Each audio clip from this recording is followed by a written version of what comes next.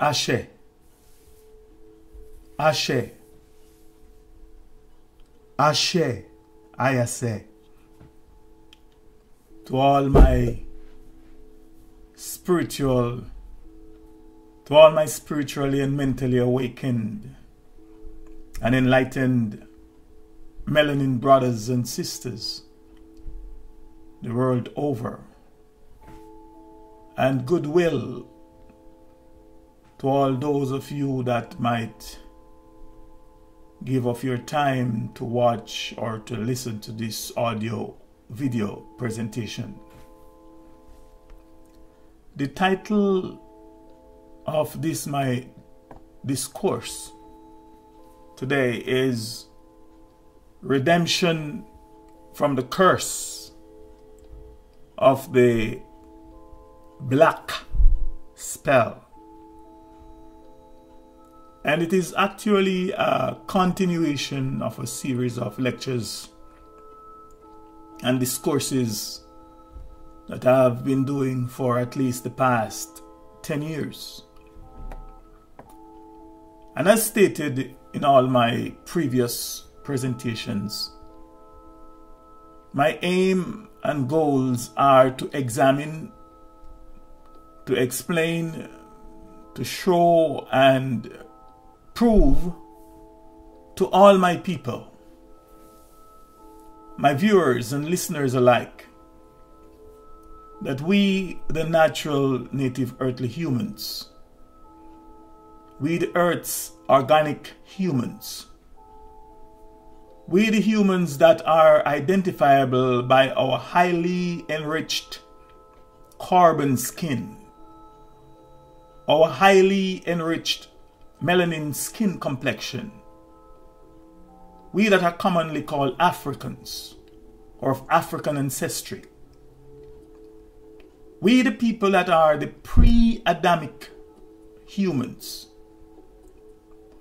we the people that are deceptively, erroneously, maliciously, deliberately, disparagingly, and sorceriously called, named, labeled, listed, carded, and profiled black, the black people. We that are the direct victims of the curse of the black spell, a curse that has been cast and placed on us by our formidable adversaries, the alien invaders and conquerors that are originally from the Caucasus Mountains in Caucasia. This particular presentation was requested and prepared for delivery to a live and interactive audience of 10 of my highly enriched melanin brothers and sisters, and to be even more precise, 10 adult, awakened, enlightened, intelligent, open-minded truth seekers and independent thinkers. And my reason for emphasizing the status and qualifications of my audience is that it coincides with one of my basic philosophy and practice that is also summed up in one of my favorite quotes by one Václav Havel, and who said, and I quote, "Keep the company of those who seek the truth, but run away from those who have found it," unquote. So I am very selective with my audience and those that I talk to or those that I may hang out with. And I intentionally stay the hell away from all religious people, and especially religious zealots, regardless of what they may call themselves and what others might tell them that they are, or who they themselves might think or believe they are. My observations and practical experiences with them over the years have shown and proven that the spirit and the paralytic force or forces of religion, the paralytic forces and forces of religions or religion, have in some cases permanently deactivated their ability to freely and independently think, reason, and logically interpret facts or truth for themselves. And as a consequence, they have become victims of the suspension of reasoning, and have also received permanent status on the step of and belief and belief system. So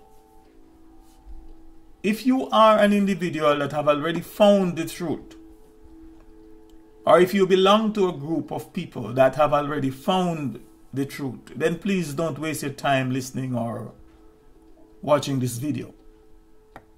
Moreover, the estimated time for this presentation is at least 2.5 hours. And most of you simply cannot focus on anything that makes logical sense for that long. Most of you attention span can't exceed 10 minutes. So you will be much better off listening to your master and your master teacher's tapes and videos. So don't waste your time. Moreover, I'm not trying to con you or to convince you, because he who is convinced against his or her will remain with the same opinion still. That's a quote from, I can't remember exactly who quoted now, who said that. But he who is convinced against his will is of the same opinion still. Another of my favorite quotes is from the Desiderata, and I quote, "Speak your truth quietly and clearly, and listen to others. Even the dull and the ignorant, they too have their story," unquote. And those of us, and those are just two of the main reasons why all my lectures and discourses are called Another Perspective with I, the Mystic Philosopher. It's high time for reasoning. The format agreed upon was that during the lecture, rather the format agreed upon by me and my audience was that during the lecture, they, my audience, would, as customary, very studiously evaluate and analyze every word that I speak and every thought that I express, and take written notes. One, for their own future search and research. Notes for their own future search and research. Two, that they would write down questions that are relevant to the subject at hand. Three, to make notes on points or statements that I might make that might need more clarity and discussion. And also to point out errors that I might make. And four, at the end of my talk, I would be able to address them, and as time permits, they too would be able to share some of their own perspectives on the topic as well. However, due to time constraints, due to their work schedules, the tolling of the system's slave master's bell, and other personal obligations, we are finding it difficult just to schedule a time and a place where everyone can be in attendance all at the same time. So the alternative is that I record and post the lecture so that they would be able to watch, listen, analyze, and take notes on it, etc., while at their own convenience. In the meantime, we will continue to work on scheduling the time and place where we can meet to reason and further discuss this topic.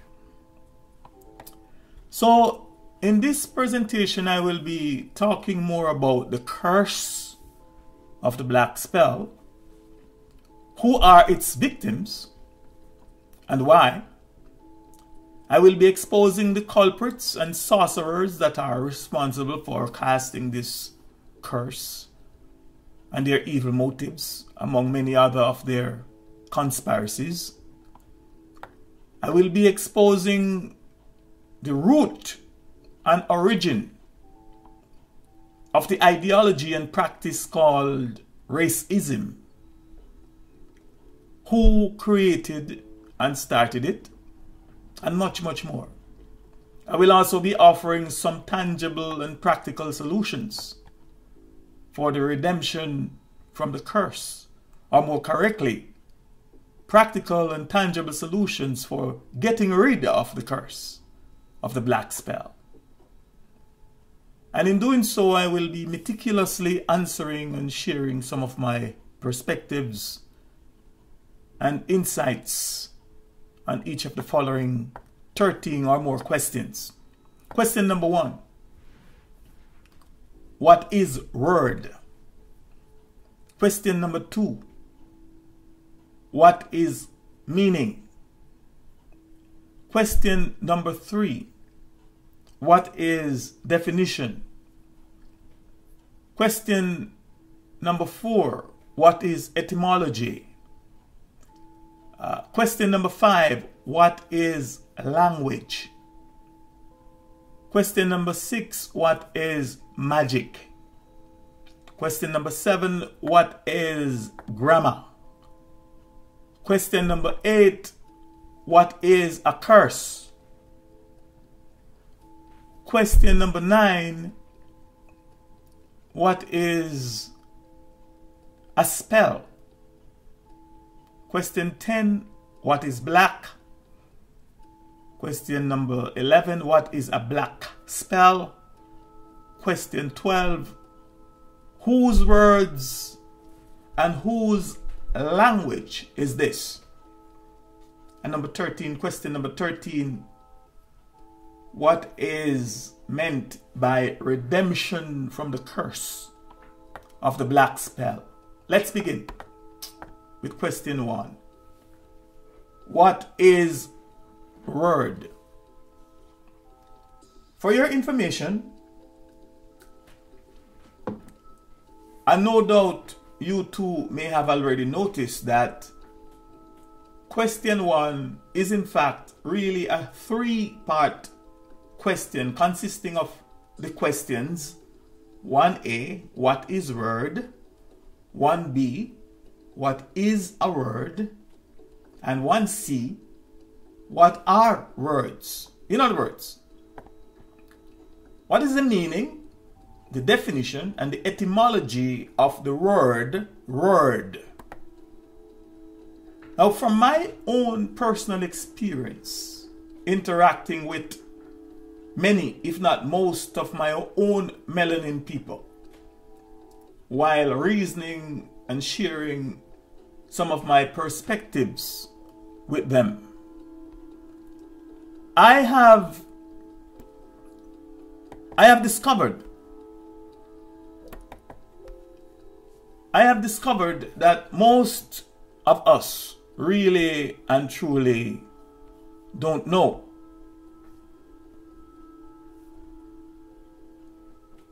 Don't know or understand A, what is word, B, what is a word, and C, what are words. Let alone know and understand the difference between the meaning of a word, the definition of a word, the etymology of a word, or even that there is indeed a difference between all three. In fact, my experience while interacting with some of my own melanin brothers and sisters, my own people, has shown that most of them have not opened a dictionary since they completed high school, college, or university. In addition, some don't even know that there is a dictionary called the etymology dictionary, let alone to look up the meanings, the definitions, and etymology of most of the words that they are passionately using to communicate, to express, and to describe themselves. And this does not necessarily mean, and nor should it be interpreted as it is because they are all illiterate or because they are dumb or stupid. Far be it. But from my perspective, the reasons for that is as follows. Number one, it is because of the fact that most of us have never really or honestly thought about it. In other words, some of us just take it for granted while others just simply assume that they know or that they knew. However, if or when they are confronted or challenged for an answer or for answers to these that I personally consider to be three very important questions. A, what is word? B, what is word? What is a word? And C, what are words? Plural. That is when they start to get fidgety. This is when they start to show visible signs of panic. Some have even expressed to me that they feel insulted by me asking them these questions, while others, without wanting to admit that they really don't know, would just give their opinions, which in essence are just that, their opinions.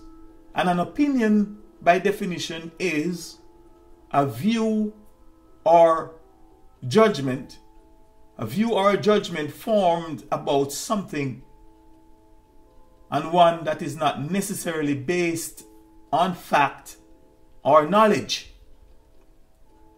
And reason number two, it is because the words and the language that we are using do not belong to us. And reason number three, it is because it's an alien language. And to borrow a word from Mutabaruka, it's a trichology language that we have and are being forced to use. And just for those of you that, my listeners, that do not know or that may not never have heard of him, for your information, Mutabaruka is a famous Jamaican Rastafarian, dub poet, a musician, an actor, an educator, and a famous radio talk show host, very popular radio talk show host. And reason number four, it's because it is not our ancestors' mother tongue. Reason number 5, it is because of the fact that we really don't know the language. Reason number 6 is because we were never taught the language enough to know the language. We were only taught a bastardized version or bastardized versions of the language. And reason number 7, it is because it was never intended, and it is not intended by the owners of the language and their God and source for us outsiders to truly know and understand their language. To answer these questions and derive clarity, let me first answer question 2. What is meaning? And question 3, what is definition? Question 4, what is etymology? And question 5, what is language? And in that order. After which I will continue to comment and share much more insights on question 1. Word. What is word? So question 3, what is meaning? Well, according to one Google search dictionary, the word meaning is defined as, and I quote, 1, what is meant by a word, text, concept, or action. And 2, intended to communicate something that is not directly expressed, unquote. According to the New Lexicon, Webster's Dictionary of the English Language, the word meant,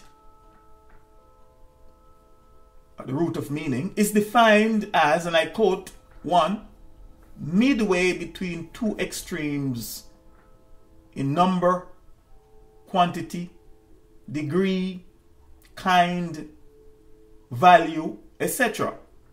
Unquote.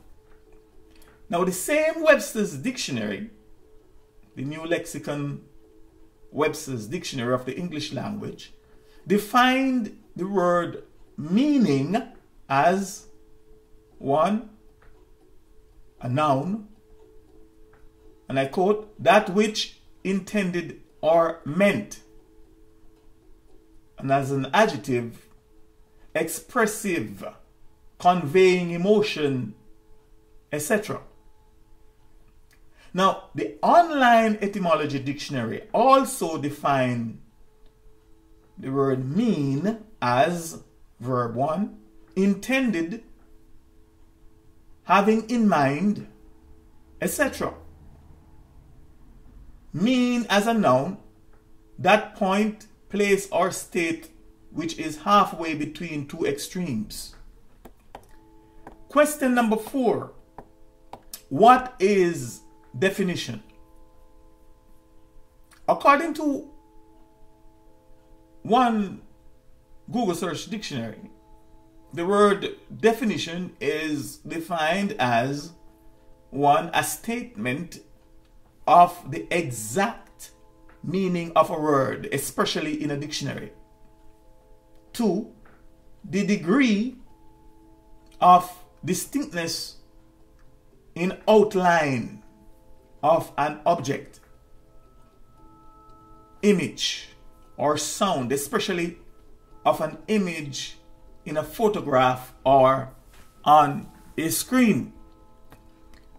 Now, from these 2 Google search dictionaries definition of the word meaning and definition, we clearly see that meaning is defined as intended to communicate something that is not directly expressed.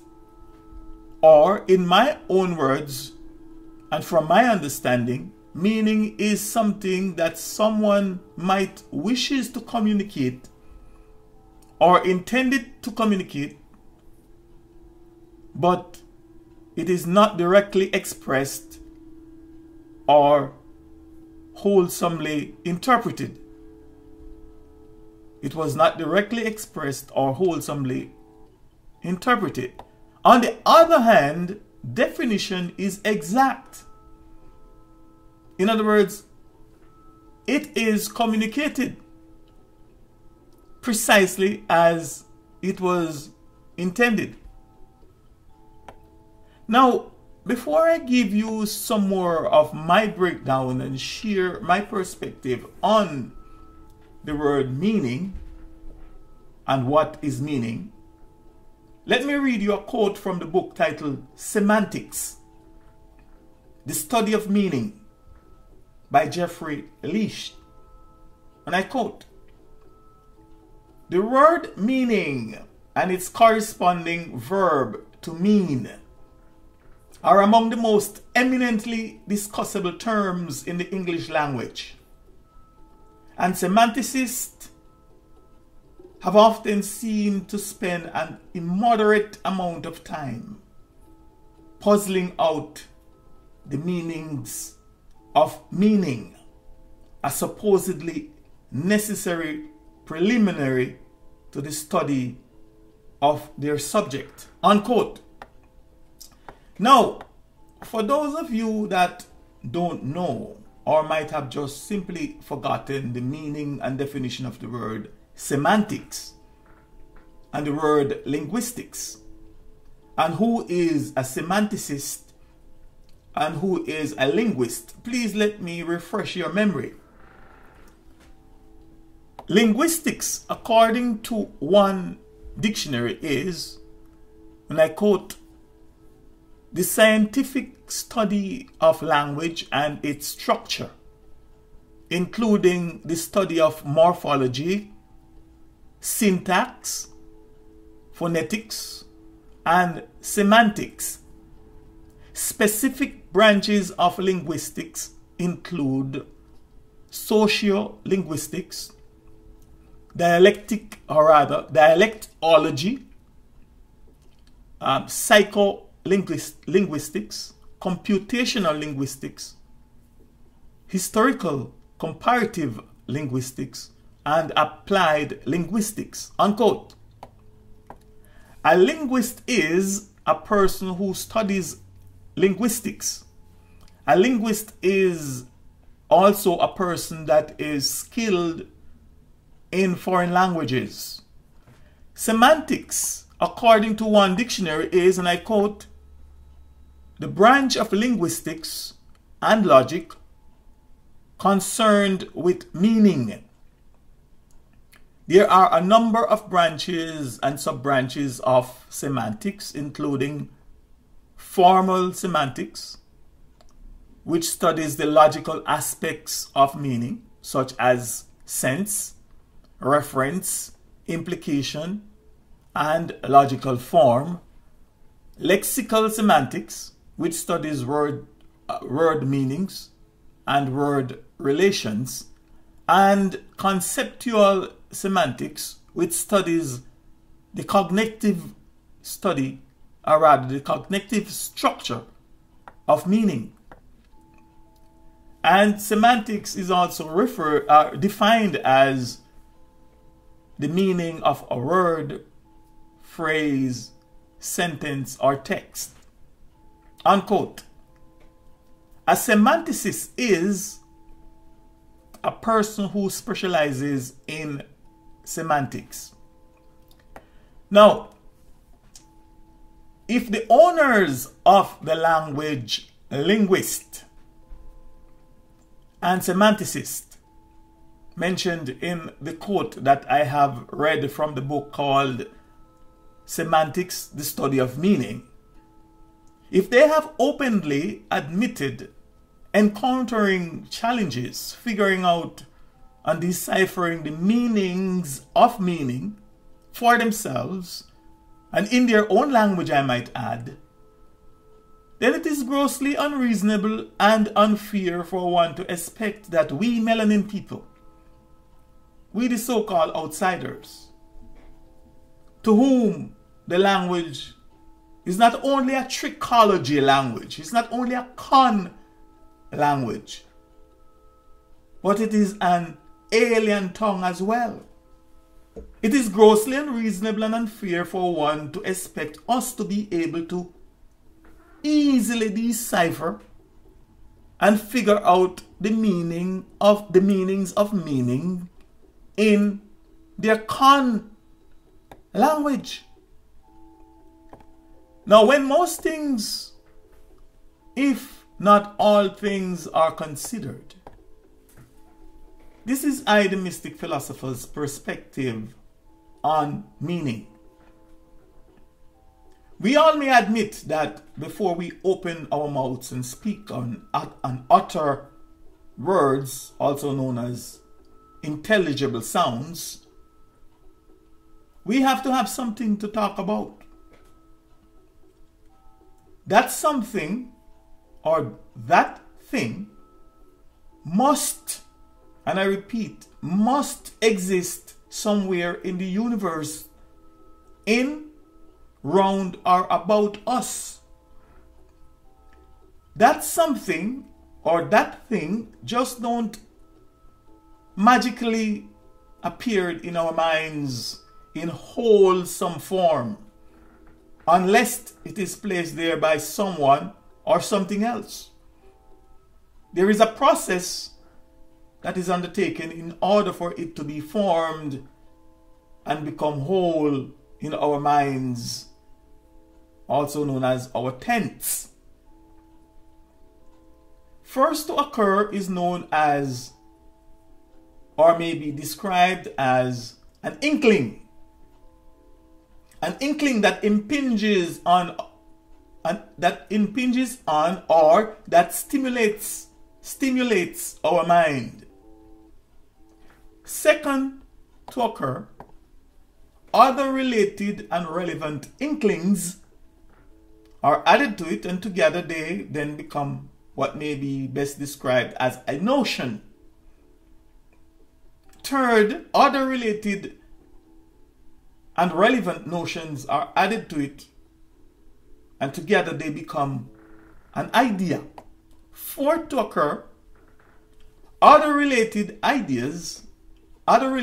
relevant ideas, I might add, are added to it, and together they become what may be best described as a thought.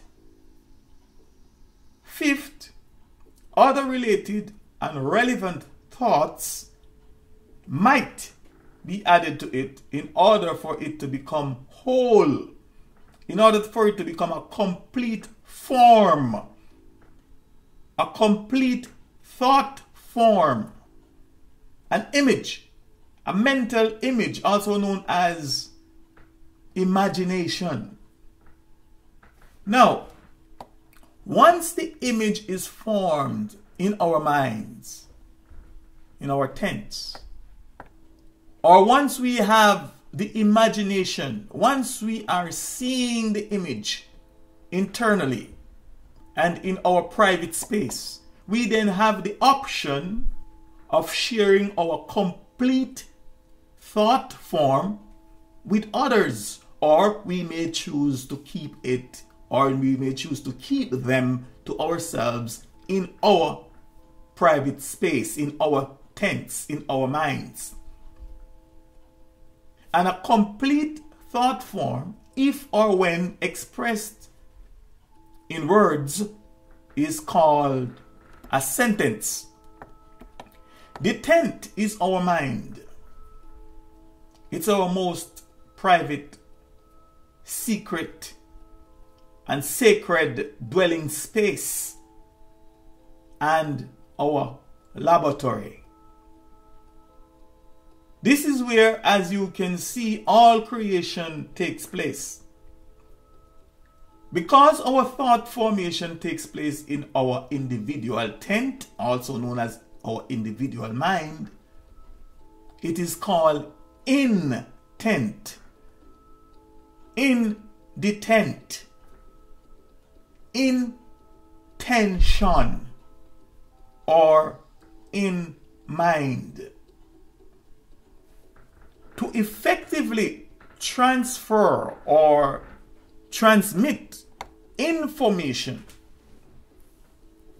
complete thought form, from one individual mind to another requires a common human communication method. And that common human communication method is called language. With every language, there is a thing called protocols and rules, grammatical rules to be precise, for which both parties must adhere. Both parties meaning the speaker and the hearer, the transmitter and the receiver, the writer and the reader.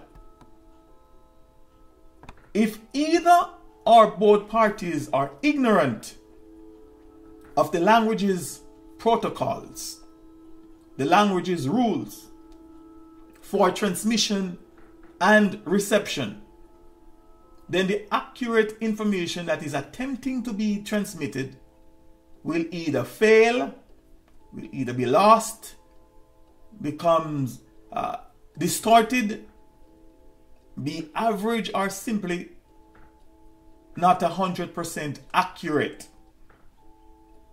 Thus, definition can be seen as the complete thought form, also known as the image, that is in the sender's or in the transmitter's tent,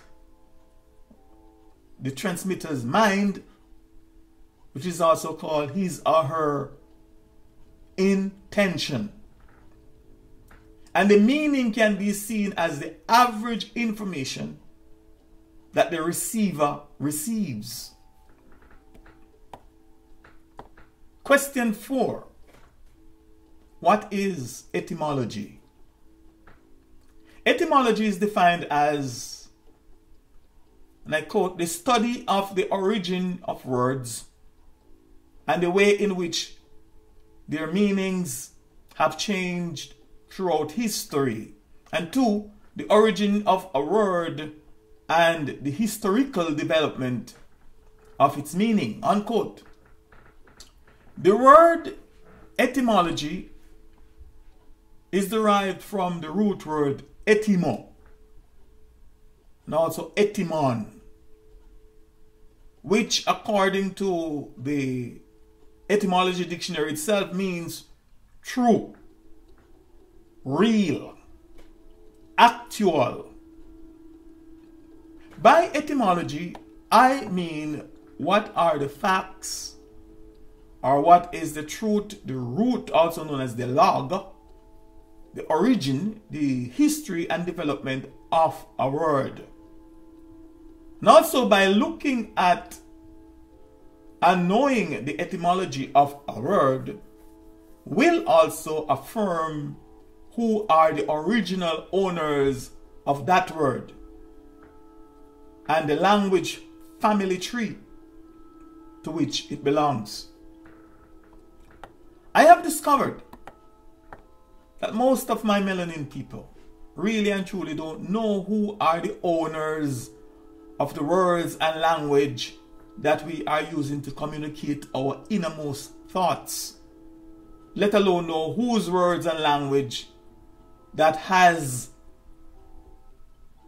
colonized our minds, thereby controlling our intellect and is influencing our actions.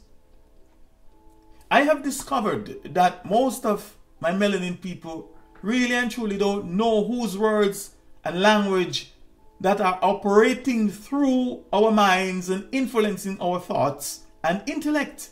They really and truly don't have a clue as to whose words and language that have programmed and are programming and reprogramming our minds and thus creating our reality. Question 5. What is language? In other words, what is the meaning, definition, and etymology of the word language? Well, according to Google Search Dictionary, the word language is defined as 1. The method of human communication, either spoken or written, consisting of the use of words in a structured and conventional way. And 2, language is defined as a system of communication used by a particular country or community. Unquote.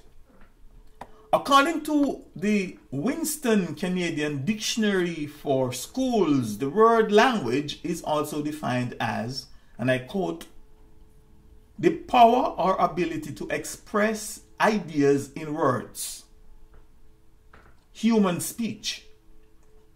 And 2, the means of such expression as letters, sounds, words, etc., current among members of a single people. And they gave the example of a single people as the Germanic language. Unquote. I'll have much more to say on that shortly. Now, from these 2 dictionaries' definitions and all the aforementioned commentaries, we can logically deduce that a language is a group of meaningful words unique to a people that is used among themselves to communicate their ideas, their thoughts, and above all, their secrets. Now, here are a few more things that I have discovered about language. I have also discovered that language, or the thing called language, means far more than just the ability for us humans to express ourselves and communicate our ideas and our thoughts among each other.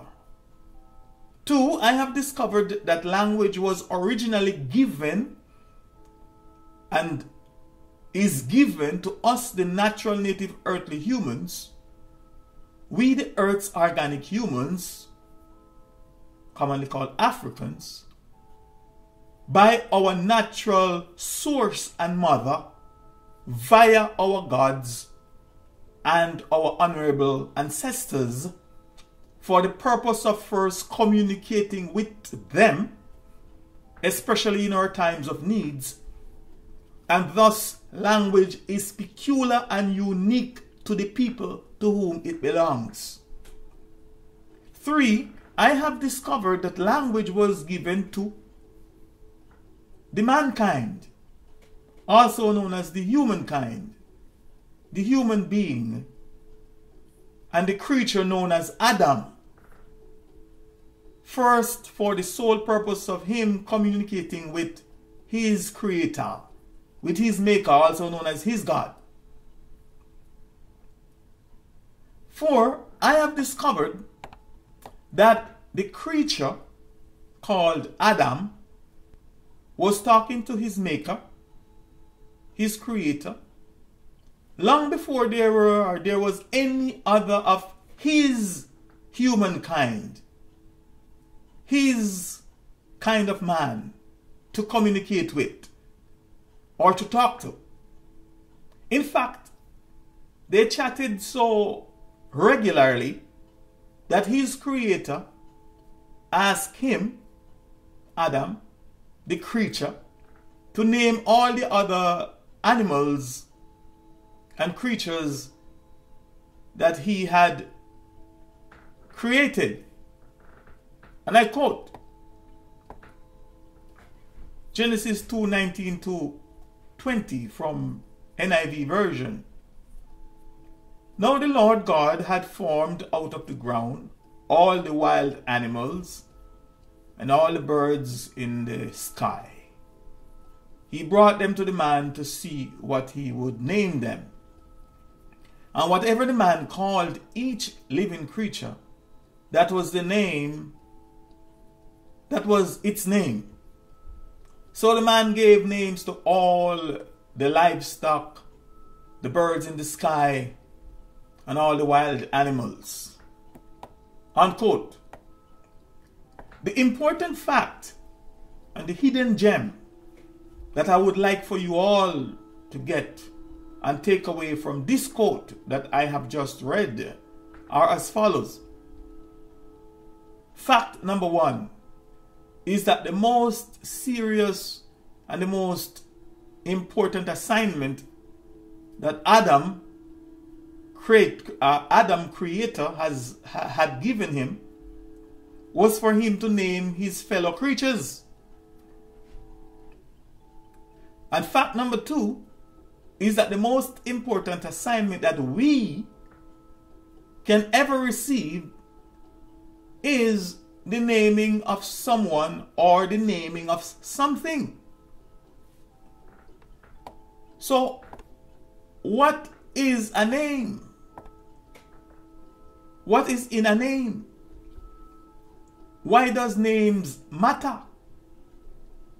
Why are names so important that one could end up in the system's prison for defaming, slandering, or ruining someone's good name?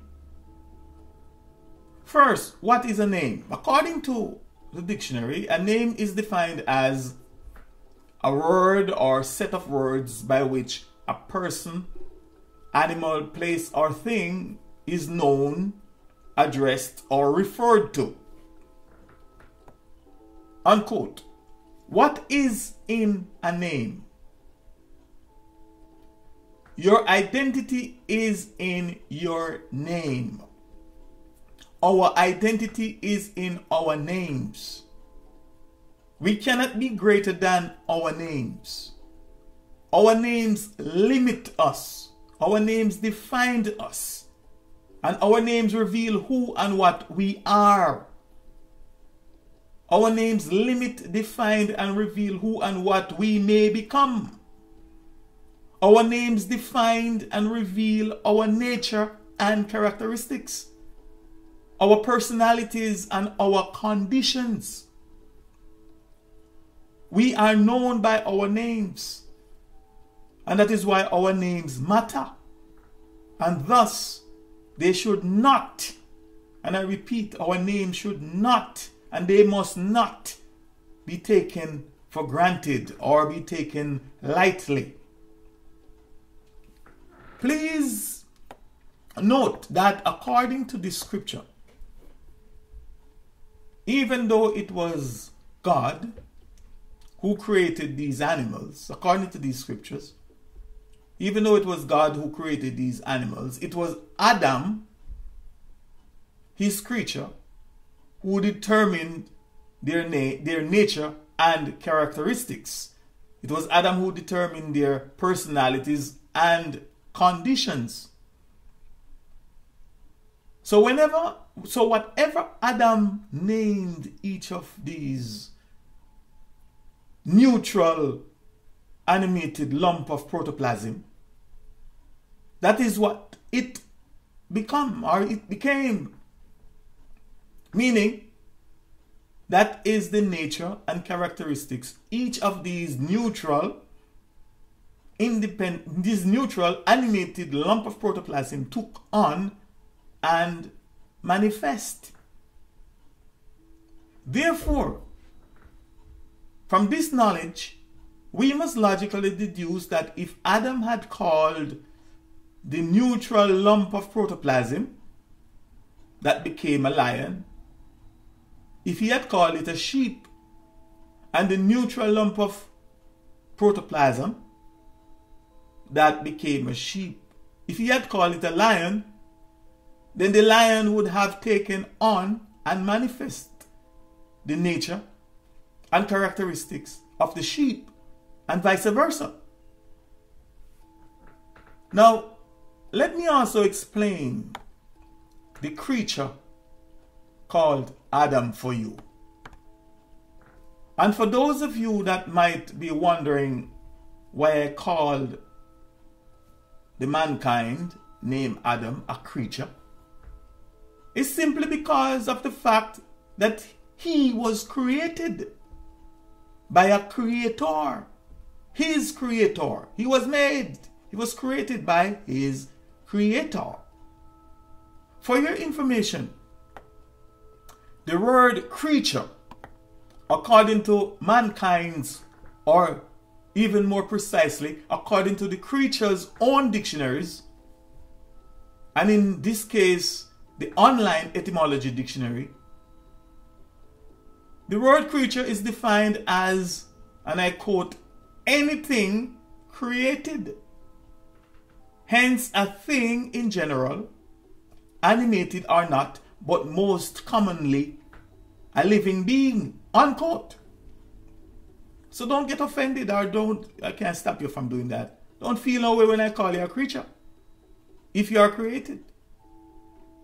For example, today and all around us, we see the creation and promotion of GMOs, genetically modified organisms.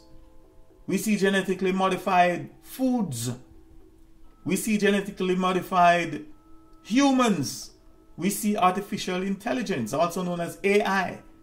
We see being created transhuman and transhumans. And we also see humans in transition. We see humanoids, robots, cyborg, you name them. They are created and are being created.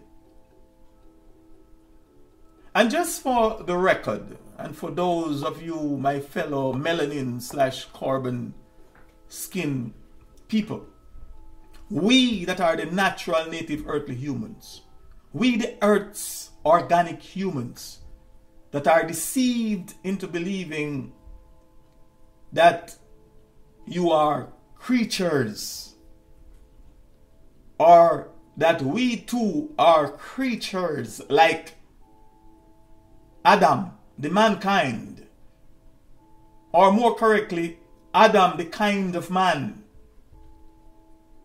and that we too were created, and worst, that we were created by the mankind, Adam's creator and God.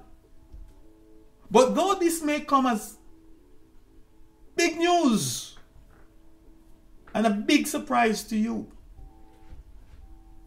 and possibly very difficult for you to mentally grasp, mentally comprehend and digest, especially if you are those that are still mentally, physically and emotionally wrapped up, tangled up and tied up in Jesus or any of our enemies, our conquerors and vile oppressors' religions and their gods. It's going to be difficult for you to understand this or to get this. But the fact is that we are not creatures, but we are natures. We are and we belong to nature. We were here and we are here on this planet called Earth from time immemorial. We are the earth. We are the children, the offspring, the essence of our Mother Earth.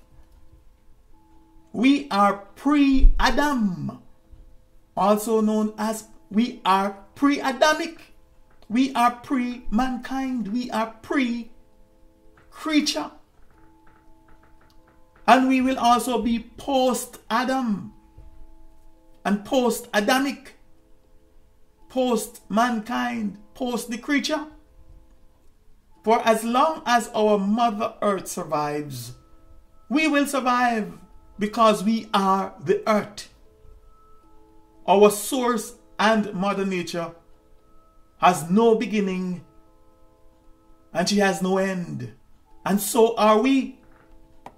However, the creature, mankind, the creature called Adam, and his race has a beginning and an end, and so too is his or their creator and God, the Alpha and the Omega, the beginning and the end.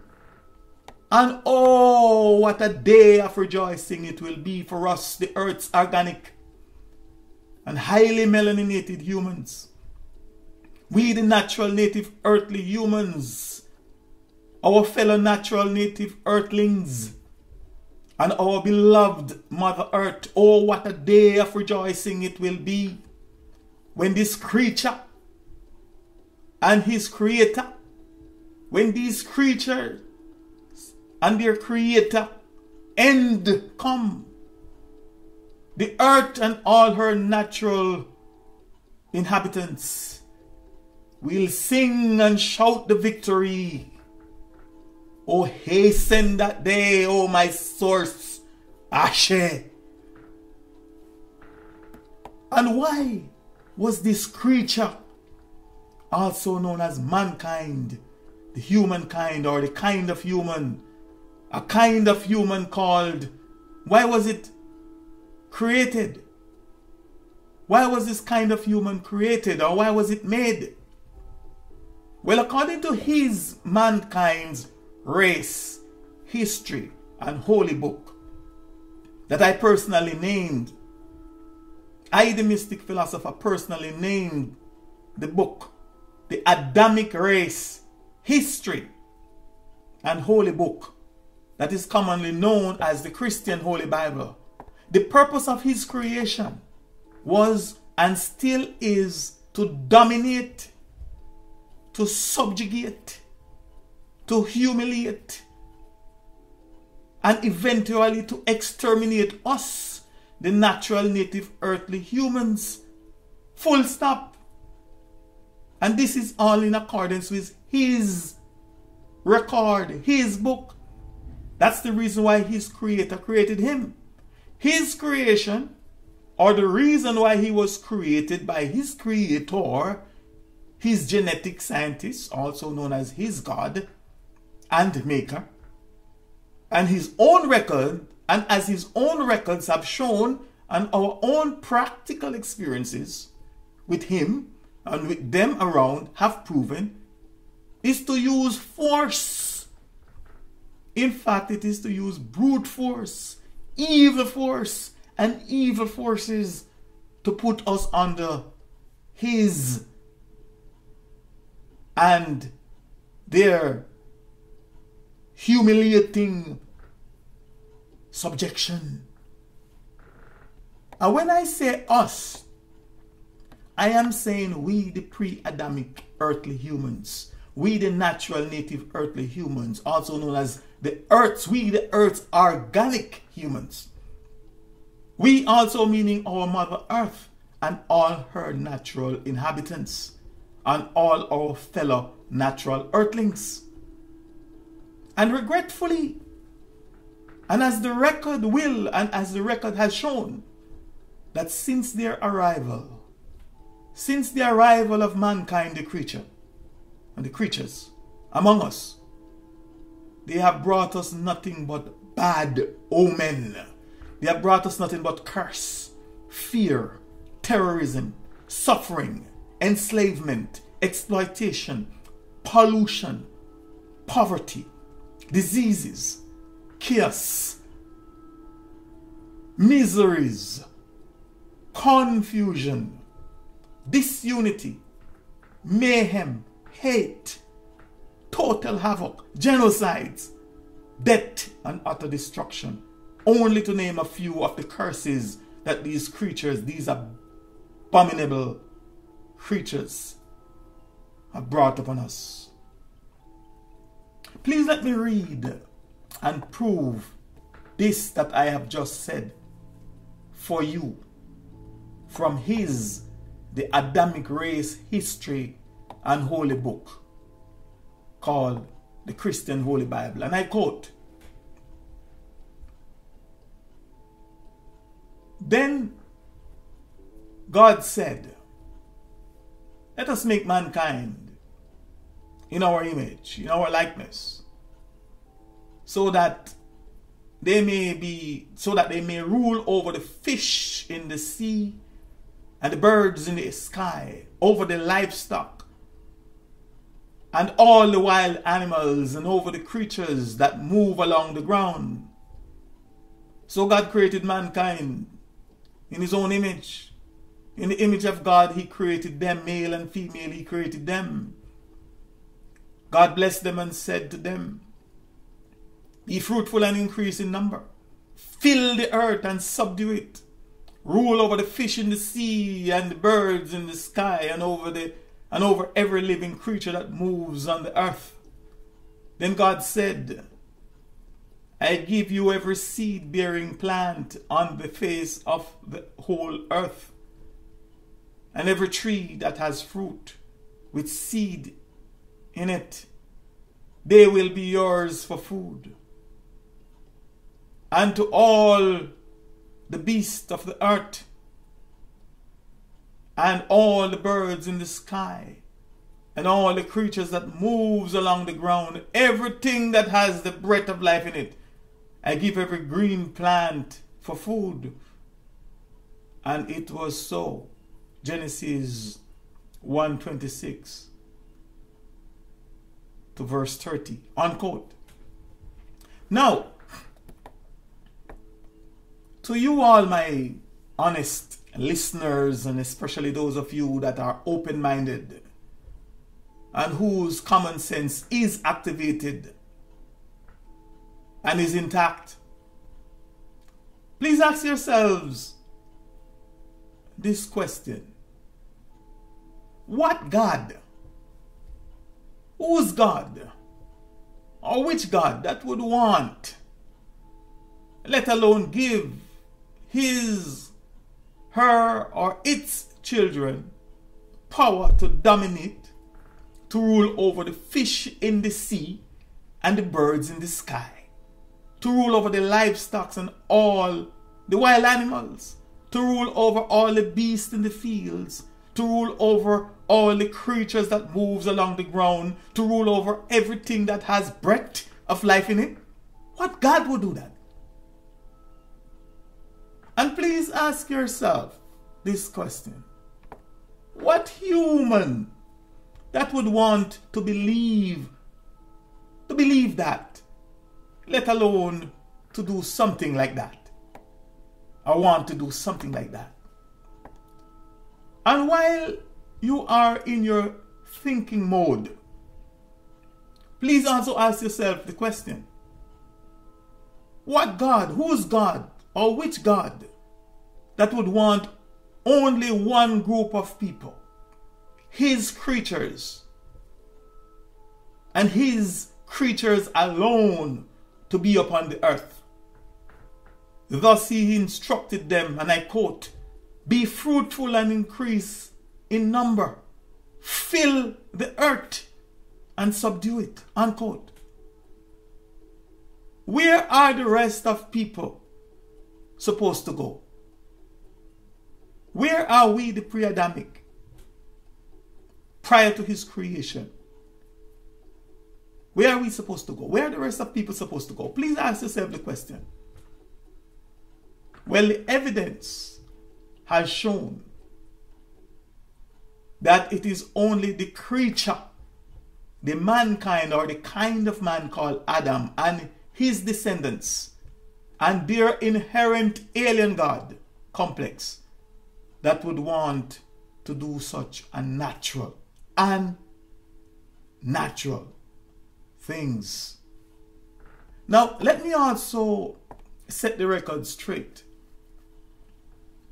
by further highlighting the huge gulf of differences between us, the pre-Adamic humans, and the very evil and destructive Johnny-come-lately alien creatures, mankind, also known as the Adam and his descendants, his Adamic race. Let me show you the difference between us, the Earth's organic humans, and these creatures.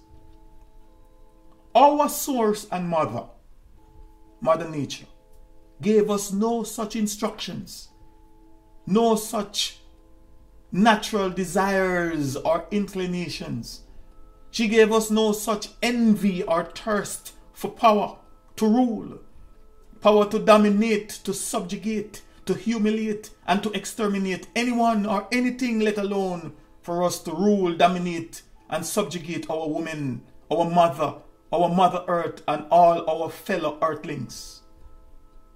Those are unnatural, anti-nature, satanic activities that can only be carried out by the satanic and unnatural, also known as the artificial and anti-nature creatures. The evidence has shown, and the evidence will no doubt continue to show, that it is only mankind, the creature called Adam, and his Adamic race, his Adamic offspring, his descendants, that have the inherent tendency, the built-in and the latent destructive programming of wanting to rule over, wanting to dominate and subjugate women, Mother Earth, and all that is feminine in nature. Finally, on this point, for now, so for all you, my highly enriched melanin people, we, the Earth's organic humans that truly, honestly, and sincerely want to know the following, or get answers to the following questions. 1. What really is racism? What really is bigotry? Where did it all started? Who started it? Why was it started? Who are the ones that are responsible for perpetuating it? And who are the ones that have benefited from it and are benefiting from it to this day? Well, oops, as the saying goes, oops, there it is. Right here in chapter 1, verse 26 to 30 of the first book of the Adamic Race History and Holy Book, also known as the Christian Holy Bible. I hereby ask that you read it for yourselves and silently ask our natural source and our mother and the spirits of our honorable ancestors to open your mind. Open up your mind's eyes to the truth, so that you may not have to continue subjecting your intellect to racist ideologies, while practice praying, calling, and worshipping a racist alien god and gods and saviors, and to continue be blacklisted by his creatures and servants, etc. But much more on this point at another time. At this point, let me just quickly divert a bit from sharing some more of this, some more on the things that I have discovered about language, the purpose of language, why it was given to us and to the humankind, and by whom it was given, and draw your attention to a very important point, that those of you that might have read this scripture from the Adamic Race History and Holy Book before may have missed, or you may have taken it for granted. From this portion of mankind's history and holy book, from mankind's holy scriptures, please let me just quickly show you how desperately wicked and untrustworthy this creature and his offspring are. This creature and his offspring were, and today are so desperately and pathologically wicked that they blatantly disobeyed their own creator, their own maker, their own genetic engineer, their own scientists that made them. First, we knew of their disobedience. In accordance to their story, we knew of their disobedience in the paradise garden called Eden, very shortly after they were created, or very shortly after they were made, according to their history and holy book. And since then, they have only become more manifestly and desperately wicked, and in violation of everyone and everything that they have encountered, or anyone and everything that may have regretfully crossed their path or crossed path with them. Example. Here we are told that their Creator and God gave them the following strict instructions. And I quote, "I give you every seed-bearing plant on the face of the earth, and every tree that have fruit with seed in it. They will be yours for food," unquote. But today, my brothers and sisters, my melanin brothers and sisters, what do we see? We see with our own eyes and experience with our own senses, physical senses, that these wicked, adulterous, untrustworthy, and abominable creatures are not only eating fruits without seeds, but they have genetically modified Mother Nature's trees. And they are cutting down and getting rid of all the natural trees up on the earth that bear fruits with seeds. And through the deviousness of their own mental, or should I say their own mechanical scientific programming, they are genetically modifying both trees, fruits, animals, fishes and insects, and even our fellow natural native earthly humans, our highly melaninated and carbon skin organic humans alike, so that we will no more have seeds. Some other word or names for their covert demonic operations are eugenics, sterilization, and extermination of all Africans and her ascendants, also known as her offspring.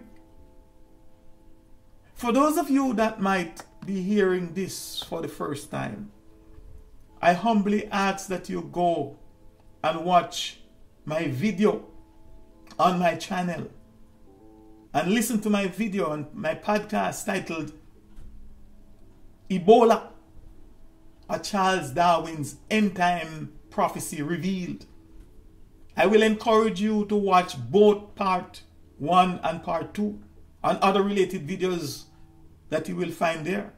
And I can assure you that you will get a much deeper insight into this matter.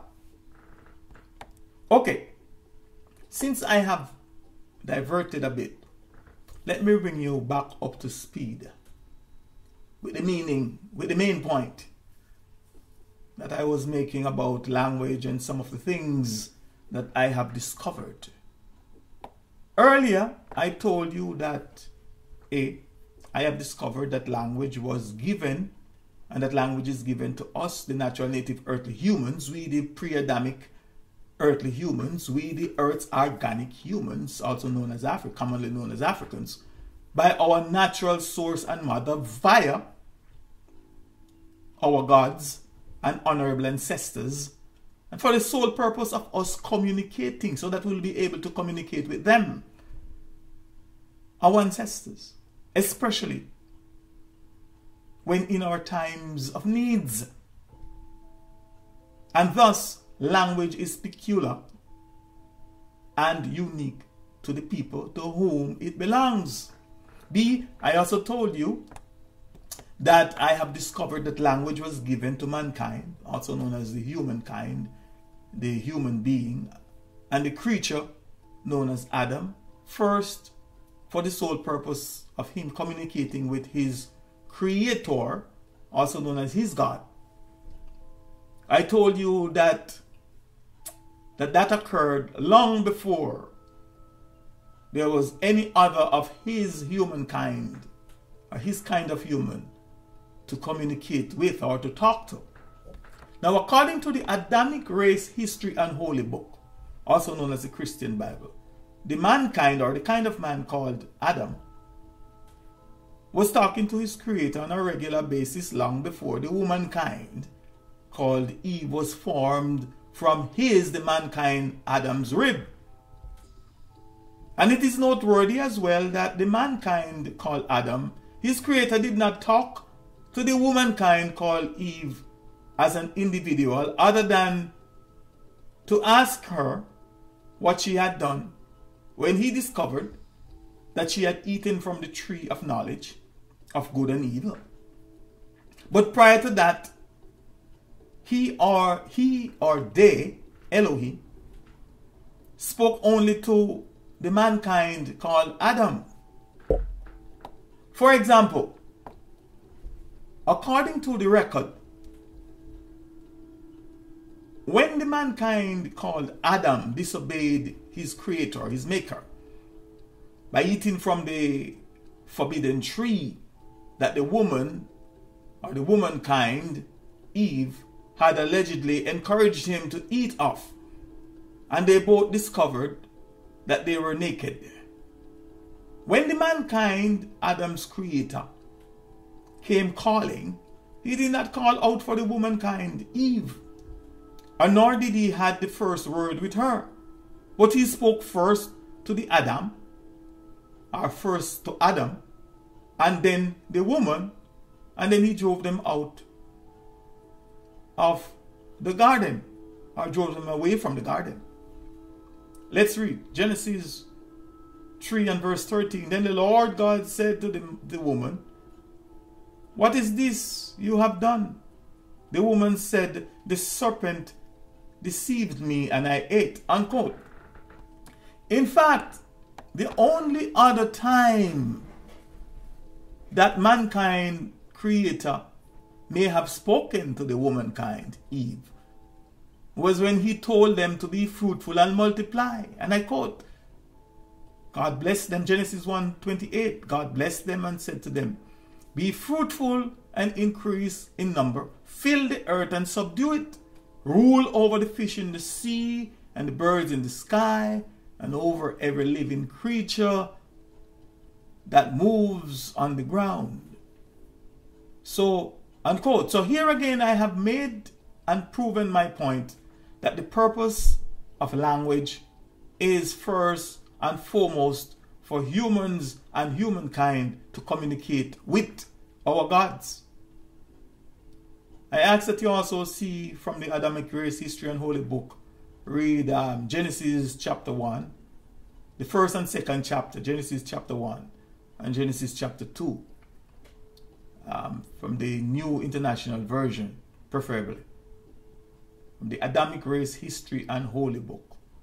And there you'll see more on the creation of mankind and the womankind, if you are not already familiar with the story. But again, I recommend that you read it and see how you can match it up with what I'm saying here. Now, why all this information and Bible lessons, some of you may ask, or may be asking. Well, I went through all this just to emphasize the importance of this thing called language. I went through all this just to show you and prove to you that mankind, also known as the Adamic race, is always in direct commune with his or with their or its creator. From my perspective, every time they open their mouths or utter a sound, they are communicating with their creator and their God. And everything that they do is in the name of their creator and God, and to the honor and glory of their creator God. And even though they are sometimes disobedient to him, or even though they may appear to be disobedient to him, they are still getting their desired results. And they are doing exactly what they were created to do to us and to the earth and to the earth's inhabitants. In fact, he, mankind's creator, promised them that he would never leave them nor forsake them. And behold, he will be with them always, even to the end. So why are we not talking to our creator? Why are we, the earth's organic humans, we melanated people, why are we not talking to our creator? Why are we not in direct commune with our source, our ancestors, and our ancestors' spirits, and our ancestors' gods? Why does it appear as if they have forsaken us, or as if they have given us over to the creatures, to mankind, to the Adamic race, our enemies? Now, this is a whole topic and subject all by itself that I have dealt with elsewhere, and one that I could spend more than a day just talking about and explaining. And still, even after spending a day, I would still not exhaust it. However, let me see if I can briefly summarize, give you a condensed version of answer, and answer these three very important questions. The answer is that, or the answer is this: it is because our brains, we the highly melanated people, we the earth's organic humans, we the natural native earthly humans, it is because our brains have been forcefully washed, forcefully formatted, and forcefully stained, also known as brainwashed and brain stained. And our minds have also been forcefully polluted and colonized by our enemies' languages. By our enemies' languages, by their cultures, by their traditions, by their customs, by their religions, and their evil gods, thereby making us mentally and physically slaves to them, their gods, and to their saviors, their angels, and you name it, etc. The record and our personal experiences with these devils will show, and has shown, that one of the first things that they did when they invaded our motherland, when they conquered, captured, and enslaved us, was to use their evil forces and desecrate and destroy all our ancestors' temples, all their altars, all our ancestors' temples and altars to our source and ancestral gods. They burned almost all of our story and our story records and sacred writings. They stole our artifacts. They forbade us from practicing our natural spirituality, and above all, it was forbidden by them for us to speak our own and ancestral language and mother tongue and communicate with our natural source, gods and ancestors. And so they tortured us and taught us bastardized versions of their languages, while beating the fear of their gods, beating the fear of their gods, their saviors, and the fear of themselves into us. The fear of the Adamic God was beaten and tortured into us, and is imprinted in our DNA memory system. So much so that even today, whenever we feel threatened or frightened, we unconsciously call upon their God for mercy. And thus, from back then And to this day, every time we consciously or unconsciously open our mouths, use their words, like I'm doing right now, and speak in their languages, it is done to the praise, honor, and glory of their oppressive, fearful, and dreadful gods and saviors, etc. The fact is that our source, our gods, and our ancestors were not and are not English. They're not Roman, Greeks, Latin, Germans, or French, etc. In other words, they were not and they are not Caucasian. But these people and their evil, jealous, warring, vengeful, revengeful, and destructive gods and saviors, etc., were and are still alien to us, strange and unnatural beings or creatures and entities. So for us melaninated people, we the Earth's organic humans, to try having a reasoning with our source, with our melanin gods and our ancestors, for us to try and talk, to try and reason with our source, our melanin gods and our ancestors, especially a reasoning where secrets are involved, a reasoning where confidential and encrypted data are involved, while using our enemies' languages to do so is very ineffective or futile, very futile to say the least. There is absolutely no privacy with us and our ancestors as long as we are trying to communicate with them using our enemies' languages, etc. Language and languages, etc. The same is true if or when we intend to wish, if or when we intend or wish to curse them and cast back their own spells and bad omen on them. If or when we intend or wish to solemnly pray to our source and our ancestors for protection from them and for justice and judgment on them and for harsh and speedy retributive justice and judgment on them. You know, my mother used to say that the road to hell is paved with good intention.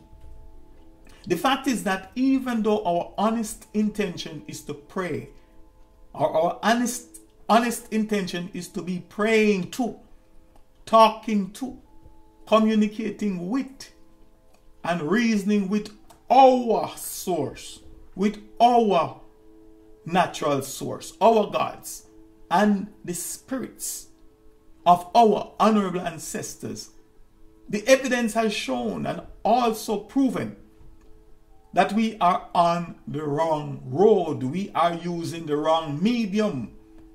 We are using the wrong channel. We are using the wrong language or languages. The road, the medium and channel that we are using has led us all to hell, which is the abode of our enemies, and is intent on keeping us there. Our activated common sense alone should tell us that we can't effectively communicate with our source, with our ancestors' spirits, and our ancestors' gods, using a strange, perverted, and unnatural language. Our activated common sense alone should tell us that we can't effectively communicate with our source and our ancestors' spirits and our ancestors' gods using our enemies' language or languages, speaking in our enemies' and oppressors' tongue. Activated common sense alone should tell us that all our source gods and ancestors have very unique, meaningful, and very powerful names. Therefore, we cannot effectively invoke their spirits and energies by calling them with strange and unfamiliar names, by calling them in strange, perverted, and unnatural languages, and then expect them to answer and for them to comfort and do work on our behalf. Just think about it for a moment, if you will. We are so mentally and physically colonized by our enemy's language and languages that almost everything that we now think, imagine, say, or do are done through and under the influence and control of our enemies' gods, saviors, and our enemies themselves. Example, we have to think in their languages. We imagine in their languages. We dream in their languages. We speak in their languages. We plan in their languages. We communicate in their languages. We have sex using their languages. We do business in their languages. We pray in their languages. We write in their languages. We read in their languages. We learn in their languages. We worship in their languages. We cast spells and curses in their languages. You name them.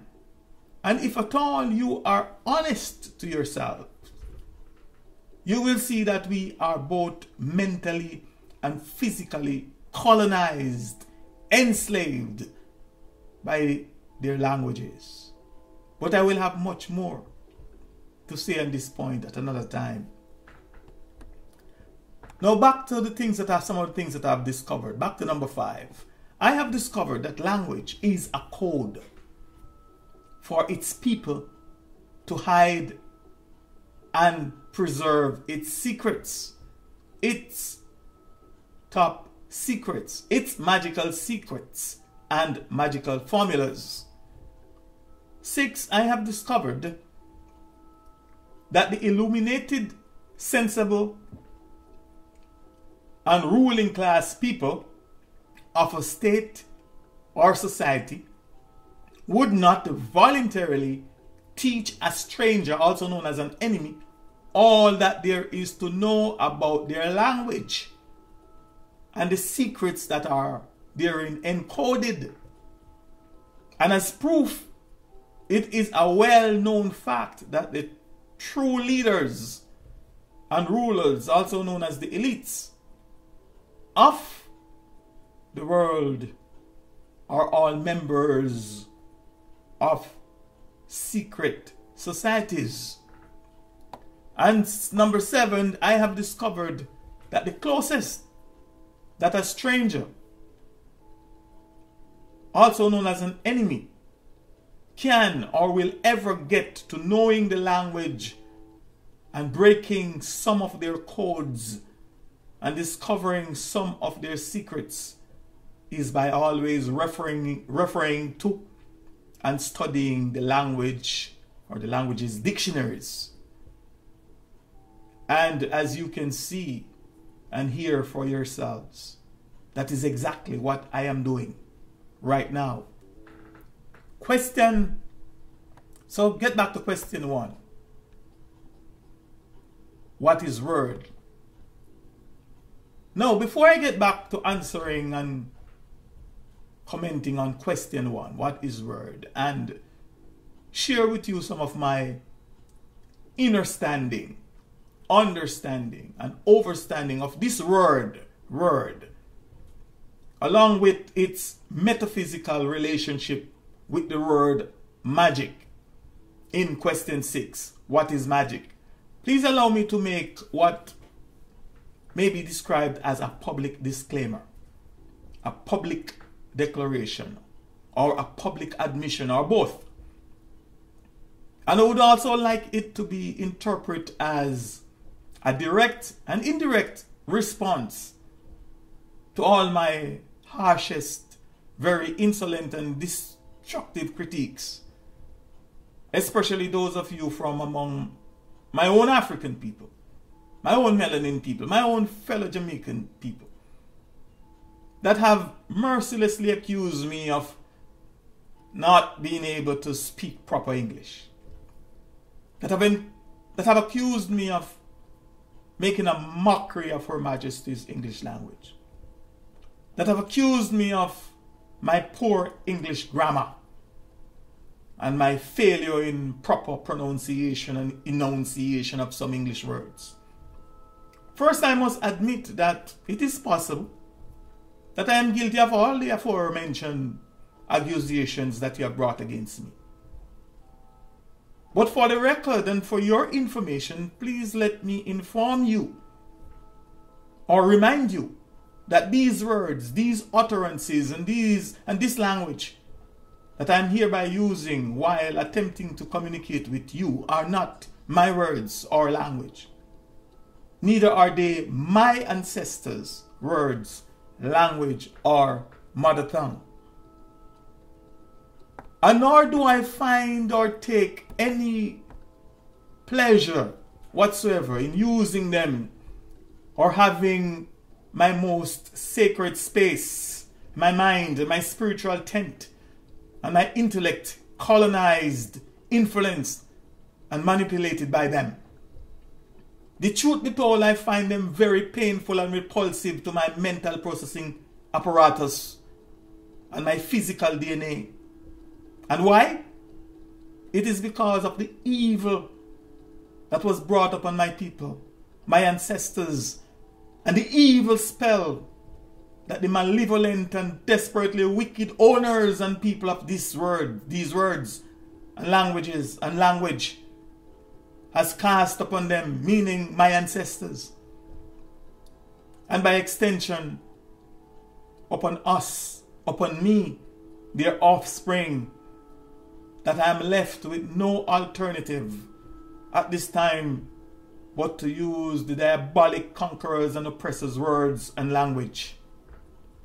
So for your information, my inability to effectively imitate the enemies and vile demonic oppressors, persecutors, robbers and enslavers of my natural and honorable African ancestors, my highly enriched melanin people, are not symptoms of imbecility or natural handicap, but it's a conscious or a subconscious resistance and revolt against their mental colonization.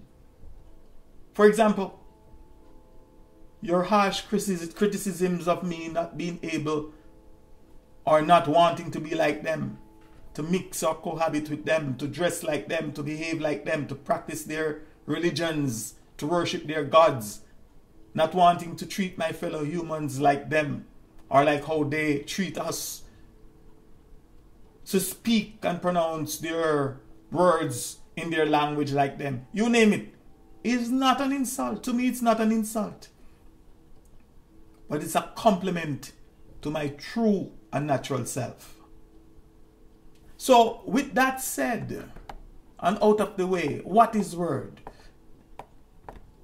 The New Webster's Dictionary of the English Language, to whom the word, of course, belongs, the word belongs, defined word as, and I quote, a speech sound or a combination of sounds having meaning and used as the basic unit of language and human communication.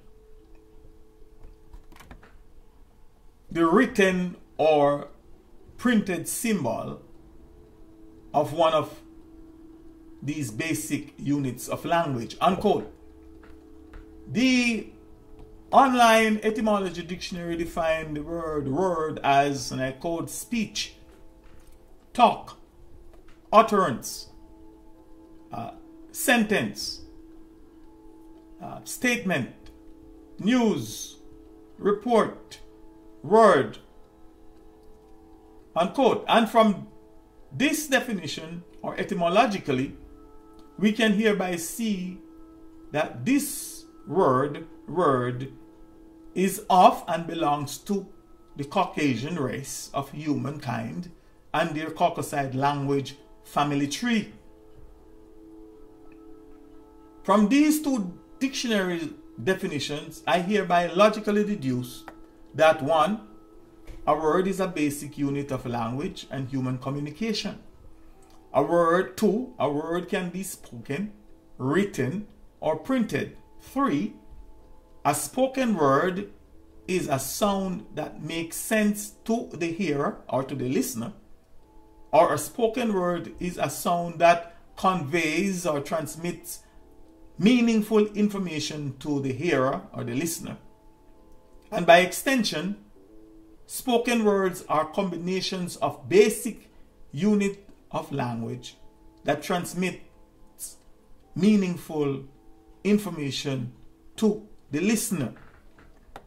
And 4, written word or printed word is a word that conveys meaningful information to its interpreter. 5, a spoken, written, or printed word, or the spoken, written, or printed words that does not convey meaningful information to its listener or interpreter is plain gibberish, meaning it's unintelligible, it's nonsense, it's meaningless, or meaningless speech or writing, foolishness, rubbish, etc. Let's now go to question 6. What is magic? Well, according to Collins English Dictionary online, magic is, and I quote, the power to use supernatural forces to make impossible things happen, such as to make people disappear or controlling events in nature, unquote. Let's dig a little deeper by looking at the online etymology dictionary, which from its definition of the word magic, it states, and I quote, I'll try and read its definition. It said, in late century or the late 14th century, the word magique, and just for your information, let me pause here and ask you to do this for me. As mentioned before, this is not my language, so my reading and pronunciation of these words won't be exactly as or formally as they should be, I assume. However, I ask that you join me by just simply, while watching this video or listening to this audio, visit these dictionaries that I always refer to. They are right here online. And my reason for using the online dictionary is to make it easy for you to verify what I'm saying. So just read along with me and pronounce it as best as you can, but please don't expect that these Greek, Latin, French, and all these, my adversaries, my oppressors' languages, that I will be able to speak it as eloquent and as profound as they do. So I ask that you join me. So now let's get back to the online etymology dictionary meaning of and definition of the word magic. In the 14th century, magic, and it means art of influencing or predicting events and predicting marvels using hidden natural forces. Also, supernatural art, magic, supernatural art, especially the art of controlling the actions of spiritual or superhuman beings. We continue from Old French, magique, I guess, M-A-G-I-Q-U-E. It said magic, magical. And from late Latin, magis, M-A-G-I-C-E, meaning sorcery, magic. From Greek, magique, presumably with technique, meaning art of magikos, magical, from magos, one of the members of the learned and priestly class from old Persian Magush, unquote.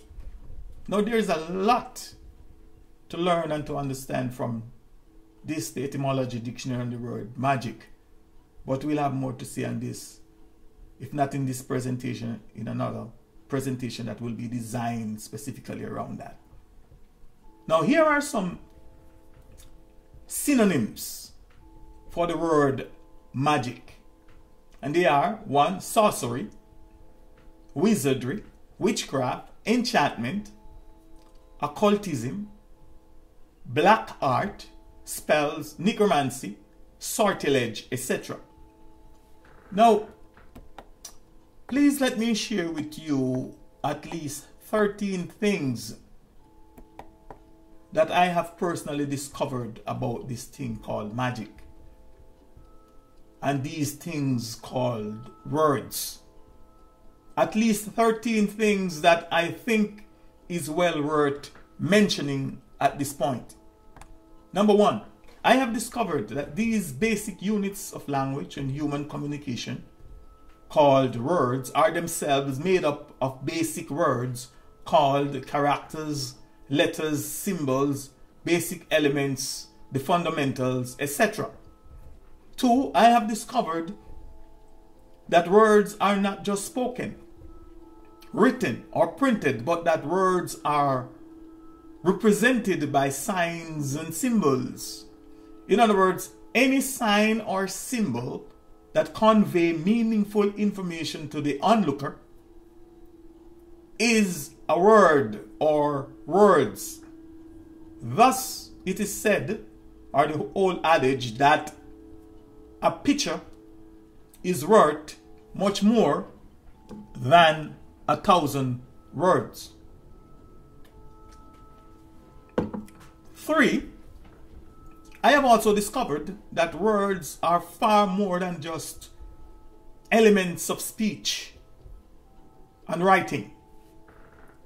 I have also discovered that words are extremely powerful. Or to say it another way and more profoundly, words are filled, loaded with power. Filled and loaded with power. Power meaning the capacity, the ability to direct or influence the behavior of others, of things, or the course of events. Words are the envelope, the capsule, the vehicle, the conduit, the medium, the channel for power. Atomic power, nuclear power, or spiritual power, you name it. 5, I have discovered that words are things. However, and pay close attention to this, I have discovered that words are things. However, they are not the things being spoken of or the things we speak about. That will be a little bit challenging for a lot of people. However, but I will have much more to say on this fact at another time, and possibly in our discussion.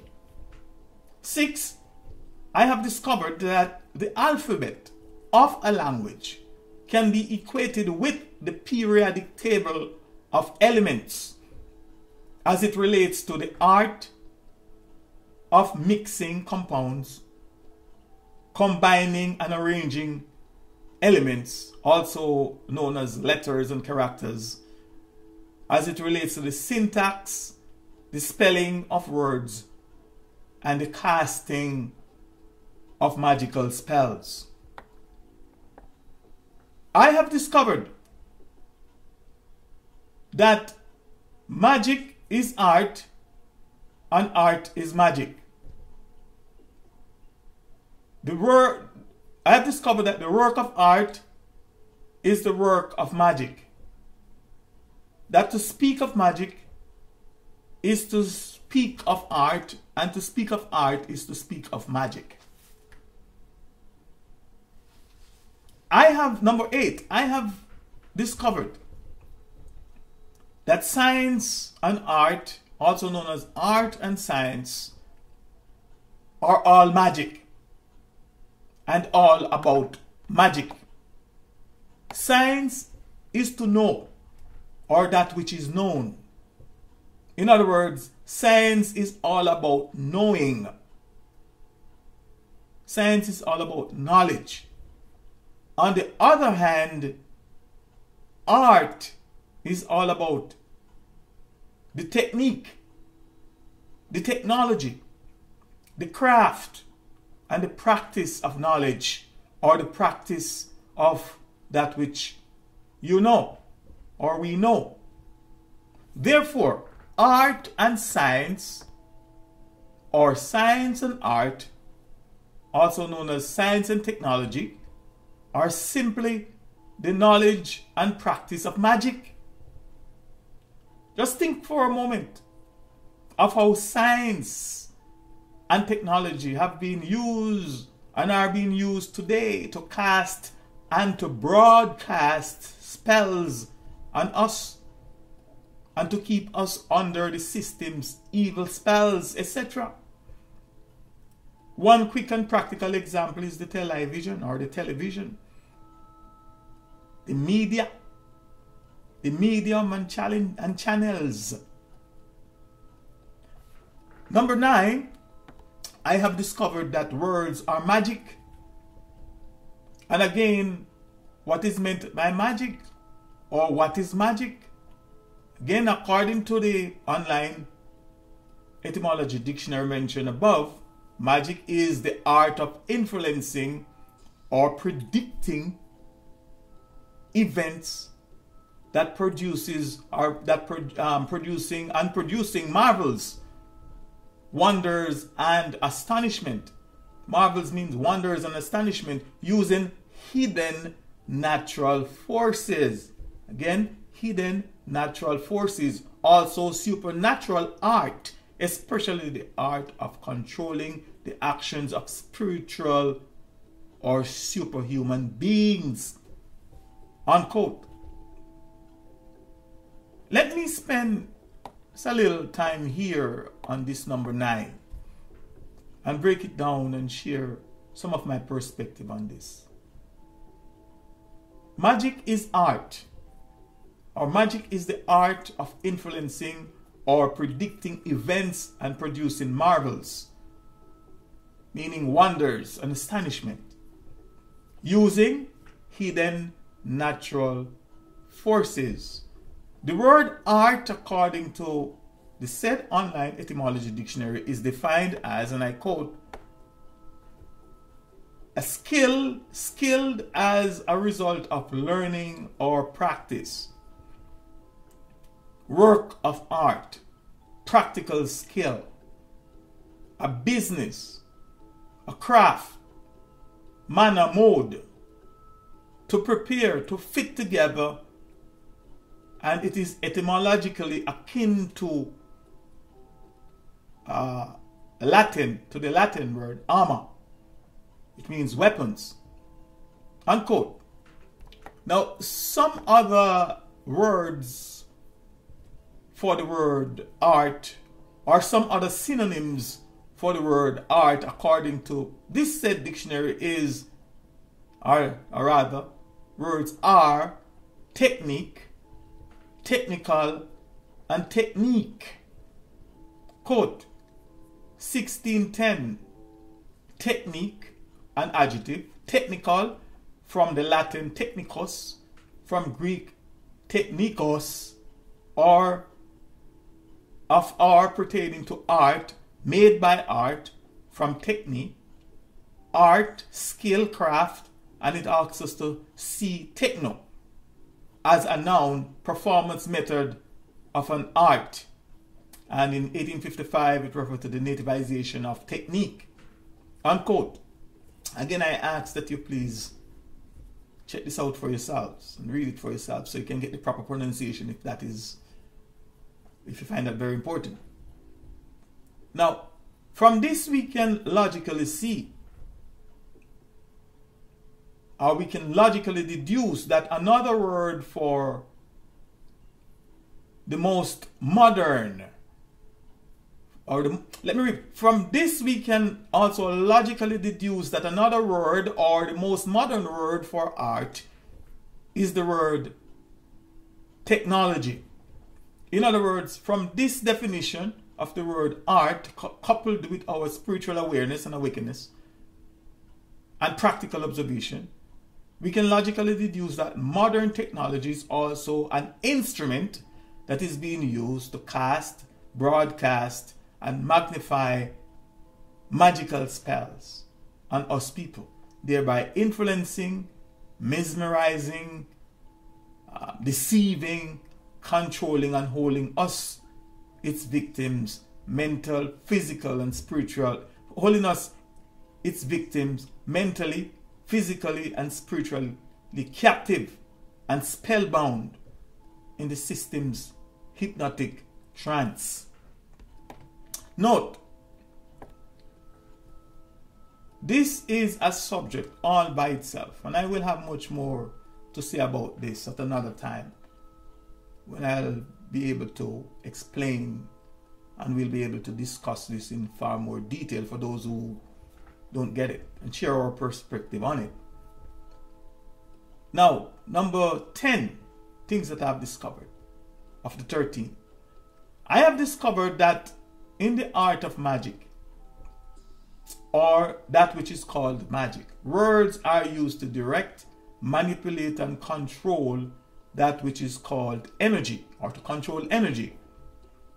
And to take it a step further, I have discovered that in the art of magic, words are used to direct, manipulate, and control the physical elements as well. Physical elements such as, or physical elements meaning earth, air, fire, water, ice, storm, shadows, light, objects, and more. Number 11, I have discovered that in the art of magic, words are used to direct, manipulate, and control entities, spirits, and spiritual forces, elemental spirits, ghosts, jumbies, or duppies, you name them. Words can direct, manipulate, and control them. And above all, I have discovered that in the art of magic, words are used to direct, govern, manipulate, and control us, the natural native earthly humans, and the humankind, and their human beings as well.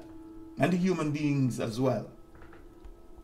Number 12, I have discovered that the words we utter or speak out loud are transformed into frequency vibrations that in effect direct, manipulate, and control energy. Energy that is in us, energy that is around us, and energy that is about us. This energy is also amplified and magnified throughout the universe. To give you an example, it's like dropping a pebble into a quiet pond and watch the ripples just get bigger and bigger and ripples away into infinity or into the unknown. No doubt you too may have heard the saying of our ancestors and sages, quote, "Cast your bread upon the waters, for thou shalt find it after many days," unquote. But what many of us, or many of our people that may have heard it or may have read it in the Adamic race history and holy book didn't know and still don't know or realize is that it is far deeper than just throwing a bread or a piece of bread in the river or in the sea, or simply giving somebody or someone in need something and know or expect or is assured to get some future rewards. Maybe some future rewards from somebody or someone else, a stranger, etc. However, at the next level, or at the spiritual, also known as the metaphysical level, it all has to do with magic, rituals, and casting spells. Cast your bread upon the water. The word spiritual, just to give you some insight, the word spiritual, if or when it is carefully examined, dissected, analyzed, and properly understood, is really a three-part word or three-part compound word consisting of the word spar, S-P-I-R, right, R-I-T, or R-I-T-E, and all, or you-all, U-A-L. Spar, S-P-I-R, is really spirit. It's energy. It's non-physical entity. Elemental or supernatural forces. Things metaphysical, etc. Rit, or also spelled right, or the right without a T, without an E, is usually the ceremony, the gesture, or the action, etc., or actions, etc., that is performed in order to initiate, in order to command or signal spirit or spirits, or to signal the unseen natural or supernatural forces, etc., to respond and to do work. For example, Moses performed a rite or a rite when he put something into his shoes or into his slippers, because I guess they didn't wear shoes back then, but whatever he had on his feet, he put something in his shoes or in his slippers. He performed a rite and put something in his shoes and his slippers and was made invisible in order to escape Egypt. Moses, God told him to throw his staff on the ground. Moses threw it on the ground and it became a snake or a serpent. And even though he ran away from it, we are told again, Moses struck the rock and water came forth. Those are right, performed in order to get spirit to work and see results. The next word is al, or yoal, or more correctly al. Is just a suffix in the language that when added to a word simply denotes what kind of work is being done. So with right and spar and al is to get work done spiritually.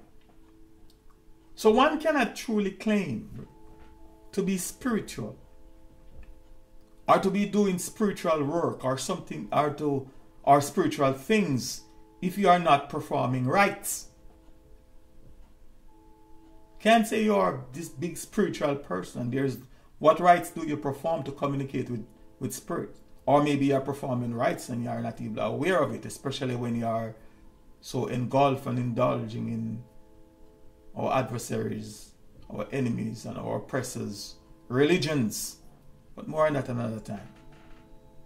Therefore, to cast bread on the water, or to break bread, or to break a bread or a coconut, to break bread or a coconut, or to do you know what, are all spiritual acts or spiritual actions, etc. And the purpose of doing these things is to initiate spiritual work. So you cannot be spiritual without right. You cannot say you are spiritual. And as I've told you earlier, that words and language are of the gods.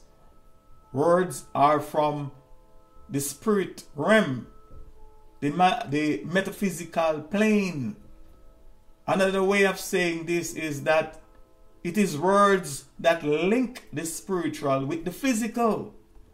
Remember, we have been told from an early age that man shall not live by bread alone, but by every word that proceeds out of the mouth of God. The mankind cannot live by bread alone. That's why they leave off their words and ensure that their words are seen as being superior to all other words. You name it. So too, we cannot survive. We cannot live. We cannot retain our status as the Earth's natural native earthly human and in our rightful place if we continue to be under the subjection and using these, and our minds being colonized by our oppressors. We have to live by the words of our ancestors. But more than that, again, I just don't want to stray from my main point. That's why I prepare my material, because these things are so deep and can take you off into different areas. But again, I will deal with this at a future date. We also read, let the words of my mouth and the meditation of my heart be acceptable in thy sight.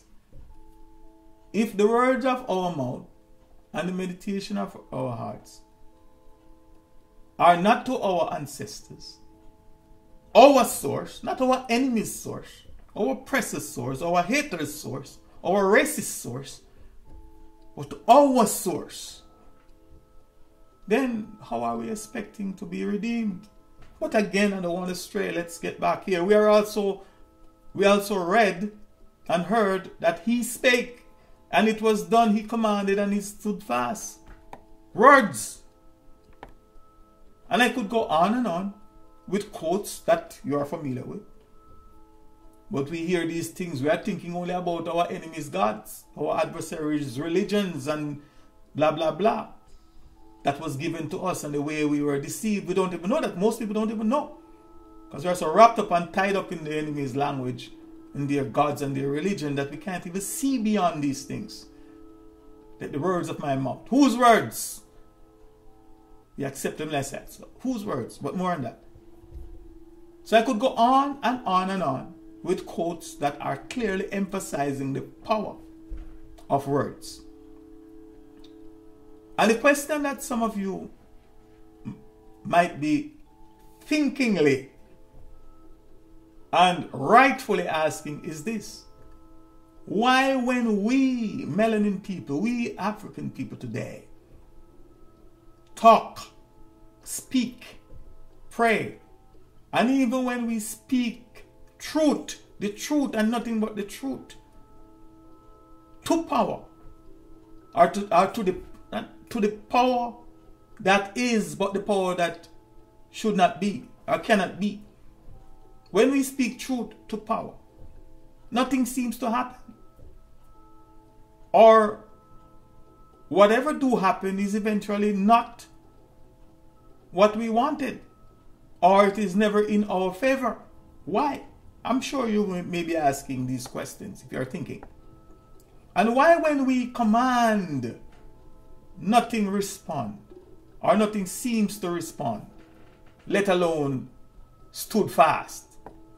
Example: why, when a devil confronts us, whether it appears in the form of a spirit, of a ghost, a demon, a man, a woman, a child, or an animal, etc., why, when one confront us and wrongfully attack us, or falsely accuse us, or meticulously, or rather maliciously cause us mental anguish and turmoil, etc., and you tell it, or tell him or her, to go back to hell from whence it came, or you tell it to drop dead, or that you wish that he or she perish, that it melts away like butter against the sun. And guess what? You're looking on and they may be even laughing at you. Nothing happened. Or why, when you swear or curse someone, especially an enemy that deserved to be vanquished, that deserved to be cursed, and nothing really happened, or whatever may happen is not in our favor, or that which we honestly intended? I think I have clearly answered these questions earlier, but just to refresh your memory. it is because we are not speaking our ancestral language and mother tongue. Thus, not speaking to our source, but we are speaking in our enemy's language and using our enemy's words and such. And as such, our prayers, our requests are not encrypted. They are not isolated. And they are going to our enemies' gods and their ancestral spirits. As such, the results are always in our enemies' favor. More on that later. I'll get back to that shortly. And number 13, I have discovered that our physical bodies are but clusters of energy vibrations. And just like the pebble dropped into the quiet pond, the spoken word has the same, if not a much greater effect upon our physical bodies, upon the ether around us and about us, and on our etheric bodies as well. I ask that you all go on YouTube and check out an experiment video called The Water Experiment by a Japanese doctor named Dr. Masaru Emoto. And in that experiment, you will see the amazing effect that the spoken words, the written words, and the typed words and music have on water. I ask that you clearly notice the images that were formed after the water were crystallized. Notice the contrast between the images in the bottles that have words such as love, thank you, love and appreciation, happiness, truth, etc.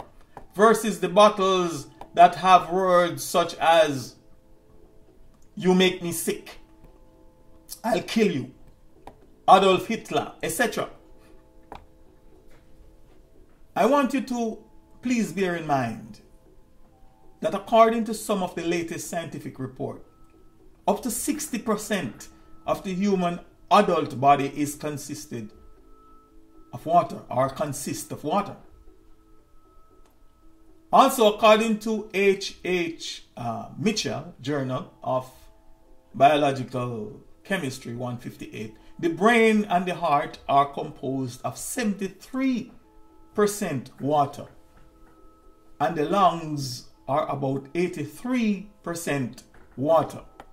Now, from the experiment I ask you to watch or look at, YouTube experiment. If words can have such great and destructive impact on water in a bottle, can you then imagine or begin to imagine the kind of positive or negative effects that words are having on the water in our bodies, and the effects that they are having on our mental, physical, spiritual, and our daily lives? Now, if you truly understand, and overstand all that I have just said, then you too will know that we are all magicians. You too will know that we are all practicing, participating in, and performing magic. Every time we open our mouths and speak out loud, be it kinetic magic, black magic, white magic, gray magic, religion magic, obia magic, witchcraft magic, voodoo magic, voodoo magic, hoodoo magic, or both, you name them. But the fact is, every time we open our mouths and speak, we are practicing and performing magic. And ignorance of this fact does not change or excuse the fact that we are all practicing, participating in, and performing magic. And those among us that are getting their desired results from this practice are those that are aware of these facts and have perfected the art of magic. The question that some of us, you may be asking, some of us that are being awake might be asking is this: if this is true, that we are all magicians, then why can't we use our magic and get rid of our oppressors and our enemies and our real and formidable foes? I have, as mentioned before, I have indirectly or directly answered this question or a similar question earlier in this my presentation. But the bottom line is this: as long as we are using our oppressors, our enemies, our real and formidable foes, words and languages to communicate, whether it is with each other or whether we are attempting to communicate with our ancestors' spirits and our ancestors' gods, the fact is that we are subjected to and mentally dominated by the owners of the language, their ancestors' spirits and their ancestors' gods. We are subjected and dominated by them. Therefore, it is almost impossible for us to reach or seriously impact them with their own magic words or magical words. Just imagine, if you can, you being a child and you are being assaulted by a big bad bully. Another child, another boy, big bad bully. And while crying out for help, you end up having to borrow the bully that is assaulting you. You have to end up borrowing his cell phone to call your parents, only to discover, and when you didn't get help, you realize, or only to discover that when you were trying to dial your home to talk to your parents, to get your assistance, to get protection, to get deliverance, that the bully's cell phone end up calling the bully's parents, who in turn is just as cruel, if not more so, than their bully boy that was beating you up, and that they don't give a damn about you anyway. They only care about their child, who is allowed to do almost anything and get away with it. The fact is that without our ancestors' language and mother tongue, we are almost practically disconnected from our ancestors' spirits. Again, I will have much more to say on this in another occasion, another time. Let me now continue to look at and dig a little deeper into the magic or the magical word grammar. Remember, grammar. It's a magic word. It's all about magic, as you shall no doubt shortly see. What is grammar? Well, the first thing that I can tell you about the word grammar, and tell you of a fact without having to look into any dictionary, is that it is our oppressors, conquerors, and mental colonizers' word. It is not my ancestors' word. So with this understanding, let's dig deeper into it. Whenever some of us hear the word grammar, the first things that come to mind is grammar class, an English class, our tense, our tenses, etc. And not to mention, back in my day, some bitch lick that we used to get from our English teachers when we got them wrong, or punishment. Grammar, according to one Google search dictionary, is defined as, and I quote, the whole system and structure of a language, or the languages in general, usually taken as consisting of syntax and morphology, including inflections, and sometimes also phonology and semantics. 2, a particular analysis of the system and structure of language, or a specific language, 3, a book on grammar. Unquote. Syntax, for information, is the arrangement of words and phrases to create well-formed sentence or sentences in a language. Morphology is the study of the forms of things, as in the word morphing, etc. Phonology is a system of contrastive relationships among the speech sounds that constitute the fundamental components of a language. The branch of linguistics that deals with systems of sounds, including or excluding phonetics within a language or between different languages. And semantics, which we have looked at before, but just to repeat to keep you up to step. Semantics is the study of meanings, as described earlier. According to the online etymology dictionary, the word grammar is defined as, again I ask that you follow me by just Googling online.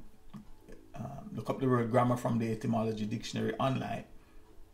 And so you can get, those of you who can get the proper pronunciation, this is your language, no doubt, most of you. So let me read this quote from the etymology dictionary online. Late 14th century, the word grammar, Latin grammar, rules of Latin, from Old French, grammari, grammar, learning, especially Latin and philology, also magic, incantation. Pay attention here, grammar meaning magic, incantation, spells, mumbo jumbo. In the 12th century, modern French, grammari. In irregular, semi-popular adoption, Old English, of Latin, grammatica, grammar, philology, perhaps via an unrecorded medieval Latin from grammare. The classic Latin words is from Greek, grammatique, technique, art of letters, referring both to philology and to literature in the broadest sense, of grammaticus, adjective pertaining to or versed in letters or learning, and from grammar, letters, it's a C-gram. Also, and Old English, gloss of it was, I don't know what that word is, C-staff, unquote.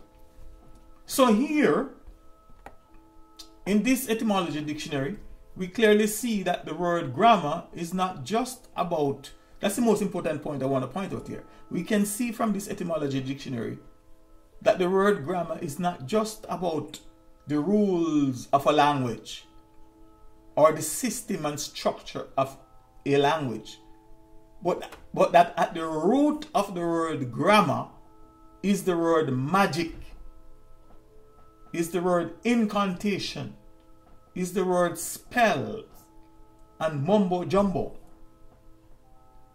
Example, grammar meaning Latin, grammar, rules of Latin.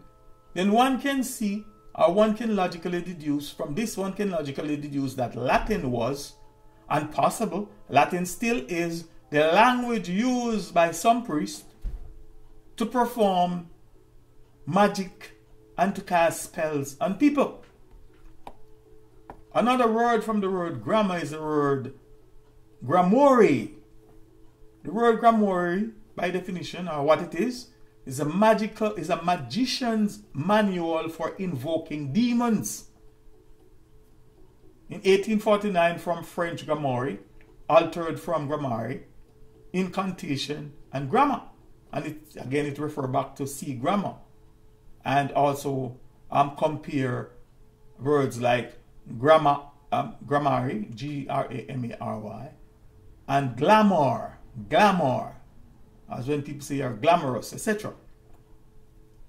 For your information, the same King James that is responsible for authorizing the Adamic race history and holy book called the Holy Bible is also the author of the book called Demonology.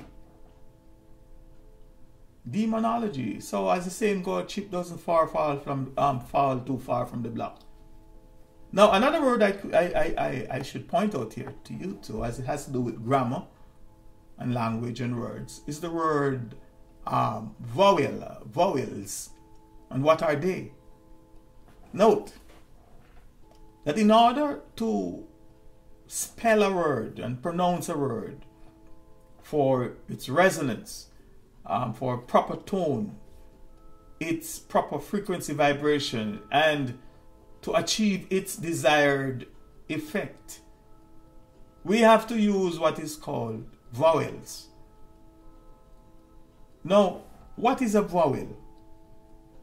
Or what are vowels? The word vowel is a compound word consisting of the word vow and the word L. The word vow means to take an oath or solemn promise. And the word El means a god, a mighty one, or a deity, or a spirit, etc. So from this we can also logically deduce that vowels add the extra power and the real punch to a word. I have also discovered that unlike a curse, a spell can be good or a spell can be bad. I have discovered that whenever we speak, we are either casting good spells or bad spells. Example, a bad spell is bad news, and a good spell is good news or God news. The gospel, another word for that is the word gospel, aka God's spell. But then again, just to mention that. Now we are up to question 8. What is a curse? In other words, what is the meaning, definition, and etymology of the word curse? What is meant by to curse or to curse out somebody? Or what is meant by to put a curse on someone, or to be under a curse, or simply to swear at someone, or to swear casually, etc. Well, according to the Winston Canadian Dictionary for Schools, the word curse is defined as 1. An oath, 2. A prayer for injury to someone, 3. That which brings or causes evil or trouble, also the evil itself. Example, as is a crime, or rather, as crime is a curse, etc. Unquote. According to the Google Search Dictionary, the word curse is defined as 1. A solemn utterance intended to invoke a supernatural power to inflict harm or punishment on someone or something. And 2. An offensive word or phrase used to express anger or annoyance. Unquote. According to the online etymology dictionary, A curse is defined as, and I quote, a prayer that evil or harm befall one, consignment of a person to an evil fate, and the evil which has been invoked upon one, that which causes severe trouble, unquote. So here again, from these three dictionaries definitions coupled with our activated common sense, we may logically deduce that curse is not good, or that curse is evil, and that to curse someone is to intentionally use magic, which is word sounds, signs and symbols, or both, to pray and invoke evil, also known as to invoke a supernatural power on them, thereby cause a bad omen to befall him or her or them. Another word or name for prayer or to curse, or for prayer or to curse, is imprecate. In other words, to pray or to say a curse prayer really is to imprecate a curse, meaning to utter a curse or invoke evil against or evil upon someone or something. We may also see that, one, every time that we intentionally wish evil upon somebody, we are cursing them and are practicing magic, especially when we speak it out loud. Two, every time we swear at someone, we are causing them, or we are cursing them using magic. Three, every time we take an oath, any form of an oath, we are making a solemn appeal to an El, to an Elohim, to a mighty one, or to a God, a demigod, to somebody's God, or to a spirit or spirits, to a deity, an ancestor, something or someone, thereby invoking a curse, blessing, a curse, a blessing, or a compliment, either on ourselves or on somebody. And for your information, our ignorance of these facts does not negate our actions and liability or the consequences of our actions. We may also logically deduce that to place a curse on someone is to magically put them under an evil spell, also known as to blacklist them. It is to name them black. It is to call them black. It is to see them black and as black. It is to label them black. It is to profile them black. It is to segregate them black. It is to card them black. It is to suspect them black. It is to arrest them black. It is to prosecute them black. It is to imprison them black. It is to kill or murder them black, etc., etc. To put a curse on someone is to magically cast a cloud of blackness, also known as a cloud of darkness, over them, thereby causing them to painfully exist in ignorance. It is to intentionally and purposefully cause them mental anguish, intellectual retardation, confusion, division, turmoil, failures, disappointments, poverty, bad luck, also misfortune, to cause them to be hated by others and even to hate themselves. It is to cause them to suffer abuse, false accusations, sickness, physical pain and suffering, or even physical death, just to name a few. And to be under a curse, or to be a victim of a curse, is to be under a dome, or quite possible to be forever doomed.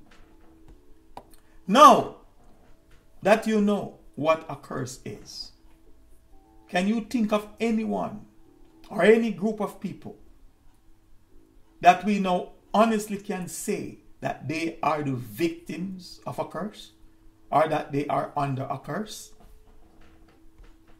For all those of you that might be interested, at the end of this presentation, please see Psalm 35 in the King James version of the Adamic race history book called the Christian Holy Bible, for a good and practical example of how to take a solemn oath, a prayer for invoking a curse and a magical spell on an enemy.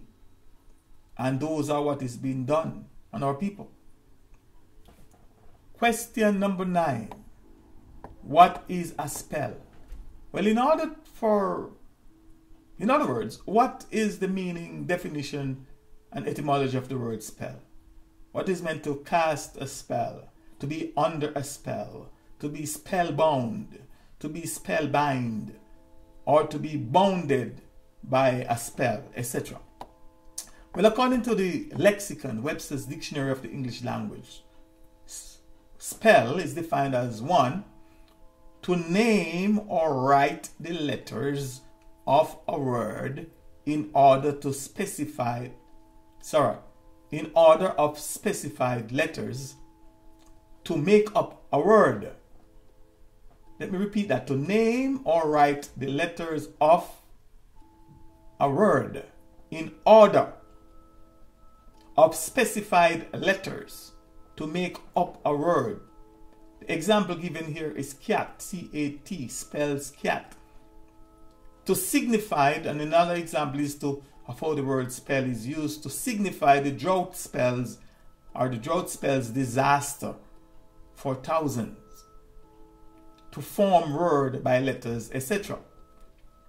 And 2, spell as a noun is an incantation. Words which properly chanted or uttered are supposed to have magical effect, the power to charm or to fascinate. Unquote. From just this one dictionary's definition alone, we can logically deduce that anything having to do with the word spell is magic. Here we can also see 2 other words for spell, and they are the words charm and fascinate. To charm someone is to recite or cast a magic spell on them, and to be charmed by someone is to have their magic spell recited or cast on you. To fascinate someone is also to recite or cast a magic spell on them. And to be fascinated by someone is to have their magic spell recited or cast on you. Earlier in this presentation, I told you that I have discovered that the alphabet of a language can be equated with the periodic table of elements as it relates to the art of mixing compounds, combining and arranging elements, also known as letters and characters, the syntax or the syntaxing of words, the spelling of words, and the casting of magical spells. For your information, syntax or syntaxing means the arrangement of words and phrases to create well-formed sentences in a language. And magically, a sentence is a written or spoken magical spell. In other words, syntax or syntaxing is the arrangement of words and phrases to create a well-known spell in a language. Also, syntax, according to the online etymology dictionary, is defined as grammatical construction. For example, in Chemistry 101, students are taught how to mix or combine elements from the periodic table in order to create what are called compounds. This is also known as learning and practicing the art of science, also known as science class. In grammar 101, students are taught how to arrange, or also known as how to syntax the elements of the alphabet to form words, and how to arrange and combine words to form more complex words called compound words, and how to use compound words to form and write both simple and compound sentences.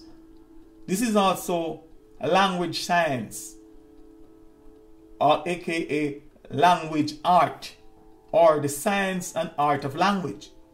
And for your information, back in my youth, back in my days growing up in Jamaica, the people in my community that were also known to be practitioners of magic were also called science man or science woman, obe man or obe woman, commonly, a mother man and mother woman and father man, etc. Now allow me to point out another fact about the word sentence that most of us might be ignorant of, or might overlook, or might be overlooking, or might just simply take for granted. It is the fact that a judge in the system's court of law is a magician. For example, the word sentence is also defined as, and I quote, the punishment assigned to a defendant found guilty by a court or fixed by law for a particular offense. And also to declare the punishment decided for an offender, unquote. And who is charged with the power and responsibility to execute judgment or to execute punishment on an offender? The answer is the judge. Another name or word for a system's judge is the word magistrate or magistrate. And for your information, the word magistrate or magistrate is a compound word. It is made up of the word magi or magic and the word straight. And according to the online etymology dictionary, the word magi is defined as, and again, let me quote, and I ask that you do this, you read for yourself. The 12th century, a skilled magician. A magi or a magistrate is a skilled magician or skilled magicians, astrologers, from Latin, magi, plural, magos, magician, a learned magician, from Greek, magos, a word used for the Persian learned and priestly class as portrayed in the Bible, said by ancient historians to have been originally the name of a Median tribe, from Old Persian magush, magician, see magicians, recommended that we see magician. Also, in Christian history, the wise men who, according to Matthew, came from the east to Jerusalem holding to do homage to the newborn Christ. And it continued by saying in the late 14th century it's related to Magian. The three wise men, so from this, unquote, so from this we can see that the three wise men that brought gifts to the newborn child were magicians. Magicians. And the word straight is related to, or is the root of the word strategy and strategic. And according to the same online Etymology Dictionary, strategy is also the title of various civil officials and magistrates from the word stratos. So, question 10. What is black? In other words, what is the meaning, definition, and etymology of the word black? Now, for those of you that do not know, that did not know, that do not and did not want to know or accept, let me regretfully inform you of this fact, that the word black and all its synonyms, I might add, means and is defined as nothing good. The word black and all its synonyms is defined as nothing good. It describes nothing good, represents nothing or no one that is good. Simply and unapologetically put, it's a curse word. I've been saying that for over 10 years since I discovered this while studying metaphysics. It was revealed to me. Now, before I get into the various English dictionaries, meanings and definitions of the word black, let us just look very carefully at the spelling and pronunciation of the word and see if together we can see or hear a blessing, a cursing, or both. I ask that you just write the word right now. And when you spell the word black, B-L-A-C-K, I ask that you put a hyphen behind the word B, the letter B. Now I am both seeing and hearing black, B, lack. For your information, the word lack is defined as the state of being without or not having enough of something.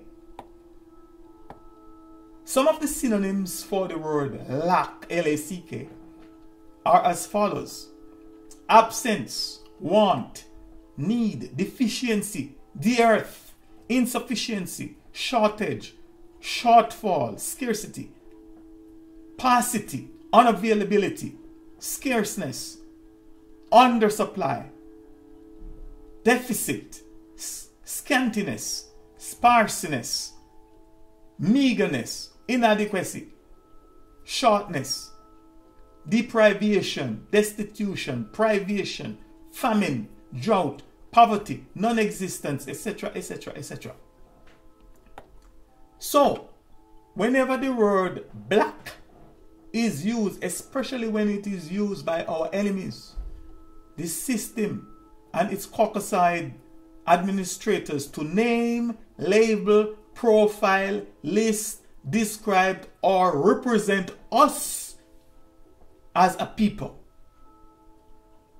a race of people, anywhere and everywhere that we might find ourselves up on this our planet and Mother Earth. It is both casting and broadcasting a spell on us. It is both casting and broadcasting an evil spell on us. They are in effect casting and broadcasting the curse of B-lack spell. The curse of the B-lack spell on us. B-lack. When they say black, they're saying B-lack. Here are a few practical examples of the effects of the B-lack spell, or you call it the black spell of the word black. B-lack of knowledge. Our people are destroyed for lack of knowledge. be lack of knowledge of self. Most of us don't know, are not seeking to know who and what we truly are, where we are from, where we now are, or as the saying goes, where we are going. We don't know where we are from or where we are going. From time to time, you will hear a lot of so-called black leaders or black speakers, black consciousness leaders, the black religious leaders, preachers, and black revolutionaries, you name them, telling their adherents, their faithful followers and listeners to, and I quote, know thyself, unquote. But what they themselves don't know is that to know oneself is only half truth.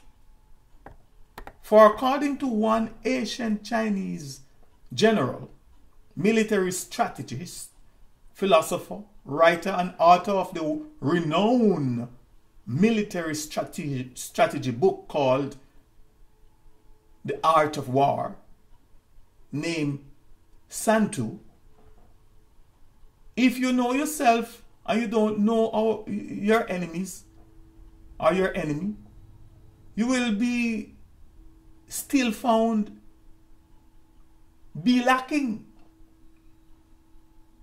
In fact, to do justice to his very profound and enlightened statement of fact, please let me read the exact quote for you so that you can judge, evaluate, and judge it for yourselves. And I quote, if you know the enemy and know yourself, you need not fear the result of 100 battles. If you know yourself but not the enemy, for every victory gained, you will also suffer a defeat. If you know neither the enemy nor yourself, you will succumb in every battle. Unquote. This is indeed a very, very important, profound, and enlightening quote, and one that I personally think that no honest or intelligent truth seeker and independent thinker should or would just simply read and continue on as if it means nothing and as if it has no impact. So let me expound on it for a moment by first breaking it into three parts. Part one. If you know the enemy and know yourself, you need not fear the result of 100 battles. Unquote. 1A. Know the enemy. Though it is very sad but also very true. But the fact is that most of you, my people, don't know the enemy, don't know our enemy, and or our enemies. Most of you don't know who and what our enemies are. Most of us don't know that we have enemies and that we are in a mental, physical, and spiritual battle for our basic survival on this planet, let alone have the slightest clue as to the wars that our enemies are waging against us and the covert and overt genocides that are committed against us by our enemies on a daily basis. Daily.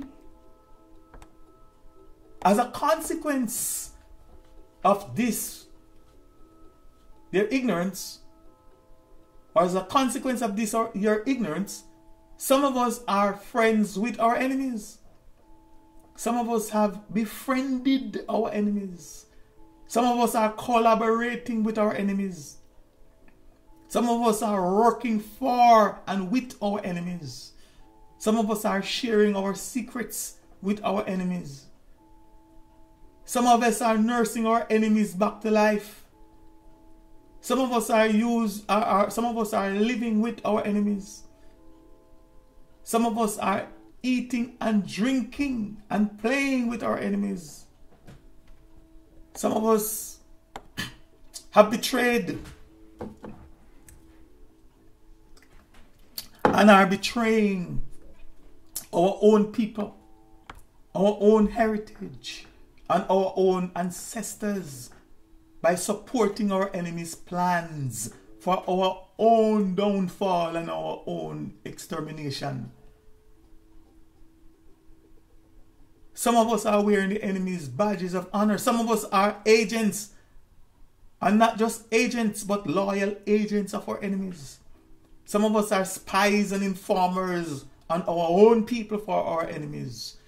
Some of us are sleeping with our enemies and cohabiting with our enemies and are infected and are being infected by our enemies. You name them. Some of us don't even know that our enemies know who and what we are much more than most of us know. Most of us even know about ourselves.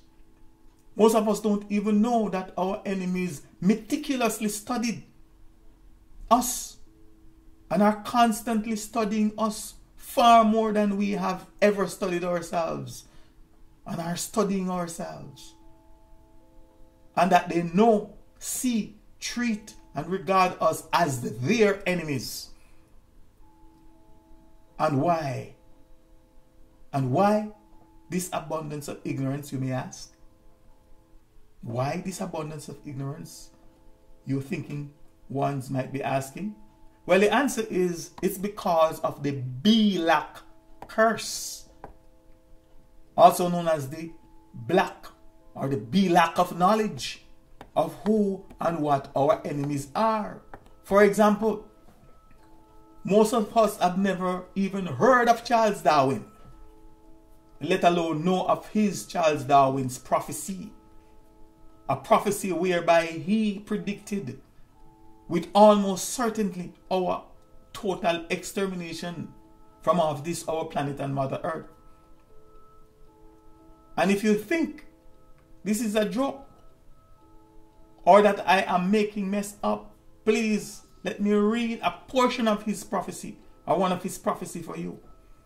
And I quote, "At some future period, not very distant as measured by centuries, the civilized races of man will almost certainly exterminate and replace throughout the world the savage races." Unquote. Charles Darwin, The Descent of Man. And I remind you earlier on, this was a command that was given to mankind, the creature, that he should multiply, replenish, and fill the earth. Anyhow, so for those of us that think that there is not a religious and scientific plan by the elite group of Satan, the gods, hand-picked, mind-picked, brain-picked, and race-picked humankind for our melanin race total extermination from this planet and for our replacement with the severely melanin deficient, pale, reddish pale, and pinkish pale skin Caucasian, while sleeping with the enemy, and enemies are already dead. You are already dead. Another very important point that I would be remiss if I did not mention and clarify here, and it is for those people among us, especially those that call themselves white, that are deceived into thinking and believing that they are really white, those that are called racist and those that are indeed racist, and those that are bigoted and irrationally discriminatory towards us, those who believe that because they are all Caucasian, or that because they have Caucasian blood in them, Therefore, they all will be saved, and thus they will inherit the earth after we melanin people are totally exterminated by the evil genocidal leaders and governments, and as such they just can't wait to see us gone from the planet, etc. Well, let me regretfully inform you idiots that should Charles Darwin's prophecy be fulfilled, you will be in for a rude awakening and a calamitous surprise. For your information, the world that your Caucasian Nazi and Caucasus Zionist elites, leaders and governments envision and is desperately and hastily working towards bringing about is definitely not one that includes poor, unadulterated, or rather poor adulterated blood and ignoble peasants like you. And please don't think or believe that they will spare or save you because you are Caucasian, because you classify as Caucasian or mixed with Caucasian, or because you have pale and melanin deficient skin or look like them, and because you have conspired and collaborated with them and are conspiring and collaborating with them to help get rid of us. Just look at how many of you, your own blood, your own people, Hitler and his Nazi, killed in your Caucasus Mountains in pursuit of creating his master race, a master race, also known as a super race. The fact is this: though Hitler may be dead and gone physically, his ideology and plan for his pure and master race still lives on. 1B, know yourself. As I've mentioned earlier, that because of the B-lack curse and its B-lack of knowledge of self, most of you don't and are not seeking to know who and what we truly are, where we are from, where we now are or where we are at, and D, where we are going. In fact, some of us don't even know, let alone understand, and overstand that we are not black, that we are not the black ones. But more on that shortly. In the meantime, let's continue to look at the word black, B-lack. B-lack of knowledge of our journey, B-lack of knowledge of our story, and otherwise. In his song called Ambush in the Night, Bob Marley said, and I quote, "They say what we know is just what they teach us. And we are so ignorant because every time they can reach us," unquote. Most of us don't even know our story, but we only know his story. His, our adversary's story. Be lack of power, spiritual power, political power, financial power, economic power, and otherwise. I must admit that sometimes I'm embarrassed at the level of ignorance that some of my melanin people display publicly as it pertains to power and the application and manifestation of power.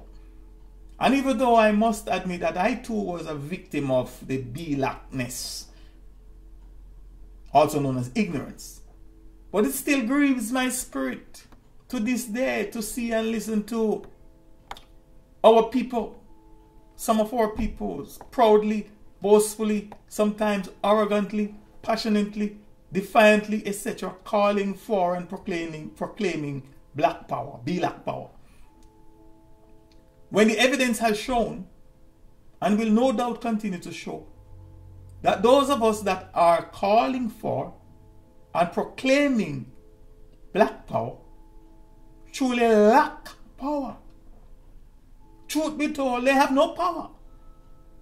They eventually lack spiritual power, political power, financial power, economic power, And otherwise, you name them, they black them. And when I told some of them that the word black, aka black, is a curse word, and that we must immediately stop calling ourselves black. And even when I try to explain it, or explain in as much detail as I can, and just like I am doing right now in this discourse, they look at me and behave as if I am a sellout. Some are so black, that they think I am the enemy, or that I am an agent of our enemies. In fact, some even call me a sellout. One even told me that the only thing that the black man or black people have and can call his or their own is the word black. And I am trying to take that away. Be lack of unity among ourselves. We lack unity among ourselves. We be lack of security.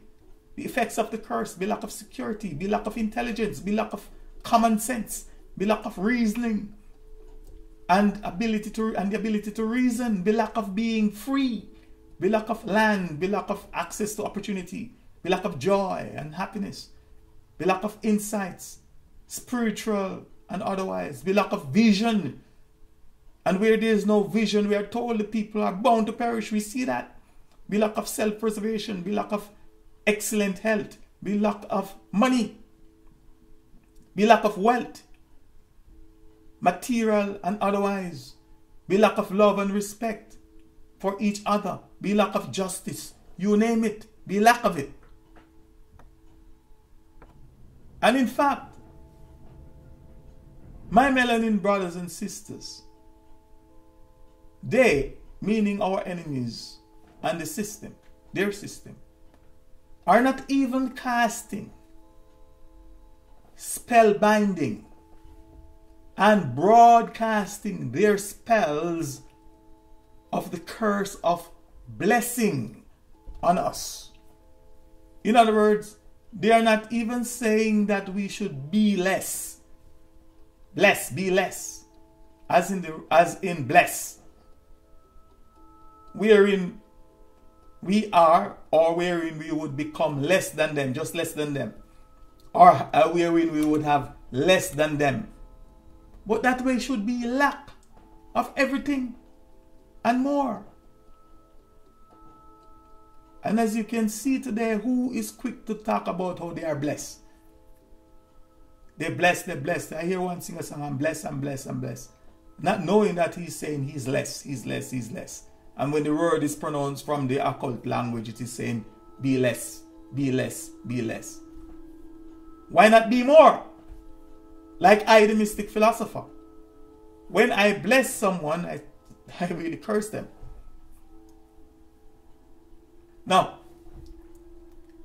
from my perspective, even the most docile of imbeciles should be able enough to easily think of, name, or identify the race of people on this planet that is severely suffering from all these lacks, these lacks and deficiencies. Let us hear some of what the dictionaries, the owners of the language, have to say about the word black. More correctly, black. Black.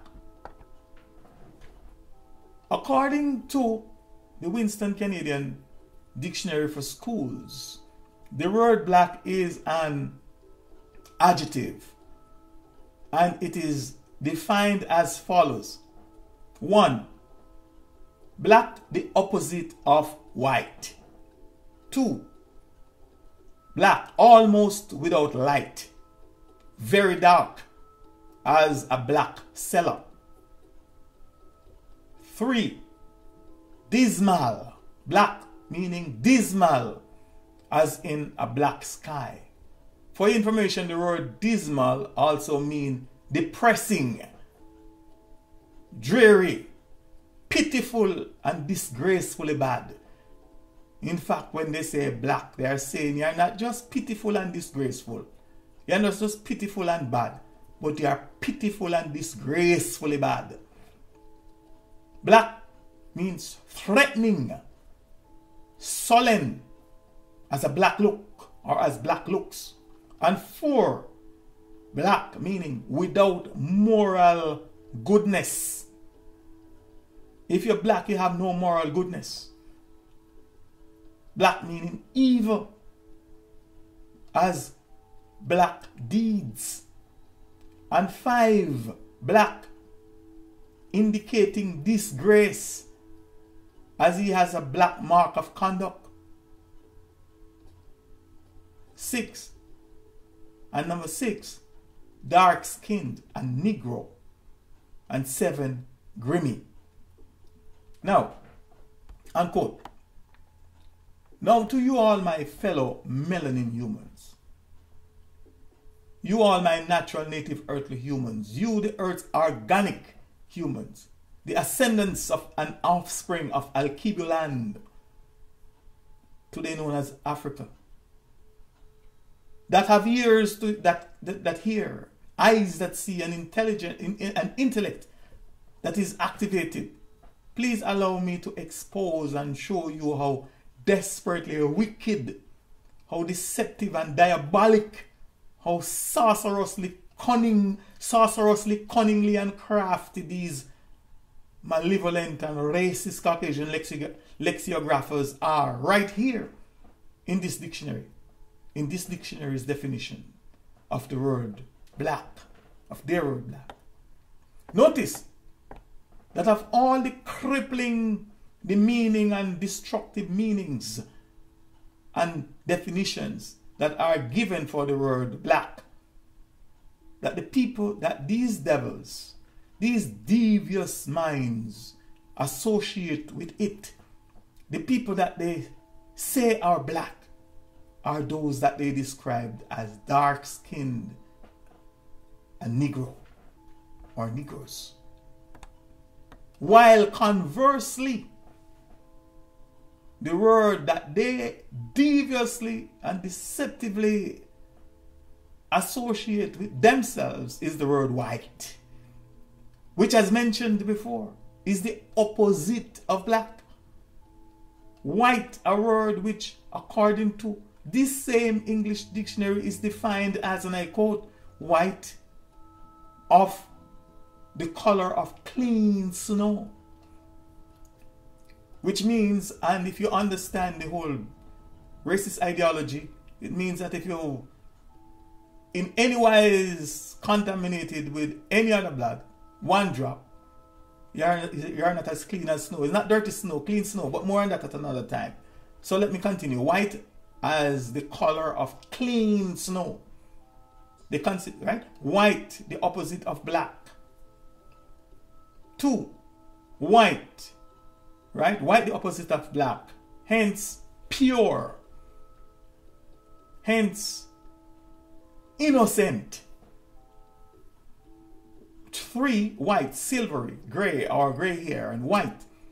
And listen how they put themselves now. White, fair skin, a Caucasian, or a white person. Now please note also that according to their own dictionaries and grammatical rules, the word black and the word dark-skinned are adjectives, and the word Negro is a noun. And the purpose of an adjective is to describe the nature, quality, condition, and characteristics of the noun or the pronoun. Therefore, the so-called dark-skinned people, also known as the Negro race of people, are black, meaning they are evil, guilty, and no damn good. While on the other hand, the so-called fair-skinned people, also known as Caucasian, they falsely called white people, are the opposite of the so-called dark-skinned people. Therefore, they are innocent they are good, they are great, they are superior, you name it. According to one Google dictionary, the word black is an adjective and it is defined as one of the very darkest color owing to the absence of or complete absorption of light, the opposite of white, of a period of time, and two, black again, of a period of time or situation characterized by tragic and disastrous events causing despair or pessimism. Unquote. Now, can somebody put this in the sentence with the phrase Black History or Black History Month for me and then interpret it? A period of time or situation characterized by tragic or disastrous events causing despair or pessimism. Now here are some synonyms for black. Tragic. 1. Tragic, disastrous, calamitous, catastrophic, cataclysmic, ruinous, devastating, fatal, fateful, wretched, woeful, grievous, lamentable, miserable, dire, unfortunate, awful, terrible, etc., etc. Why would you want to be associated with that word? Any honest and intelligent, natural, native, earthly human. But more on that later. What is, question 11, what is a black spell? Winding down. Answer. A black spell is the black spell and all its evil characteristics and impact that is self-evident among us melanin people that I have explained thus far in this lecture. Question 12. Whose words and whose language is this? Answer. As I have mentioned earlier, and by now you all should know, understand and agree that this language and the words that I am hereby using by its very name are not mine, but that they, the words and language of, that they are the words, but that they, the words and language of my honorable ancestors, alien invaders, vile conquerors, thieves, persecutors, savage jailers, torturers, executioners, transatlantic slave traders, slave masters, and slave mistresses, and by extension today our oppressors, the English people's language. In fact, the dictionary defined the word English as belonging to the English people. And because of the continued effects of the black curse, also known as the black spell, still most of you, my people, that are calling yourselves black, saying out loud that you are black and you're proud, won't get this. You won't get this. If you're really black, you won't get this. What I'm saying is nonsense. Maybe you'll stop listening a long time ago. And even worse, the most difficult and impossible ones that I have encountered and have watched and listened to are the system's educated ones and the system's elevated and successful ones. Oh, how they love to boast of how they are black and they are proud. I wish that they would take and listen to one of my songs titled Pride Goes Before a Fall. Well, you have already fallen. Because if you're black, you're already down. You can't get lower than blackness. I can also remember seeing and listening to a dreadlocks, highly melaninated, carbon skinned brother on a British television, some times ago, calling himself a proud British man and that he's British. Has nothing to do with Africans. Question 12, or rather, final question, question 13. What is meant by redemption from the curse of the black spell? Answer. Here's my answers. First, let me explain that this phrase, the redemption from the curse of the black spell, was given to me. I was given to I, the mystic philosopher, while under the teaching and inspiration of the spirits of my most honorable ancestors, for the title of the series of lecture presentations that I have been doing for quite some time now.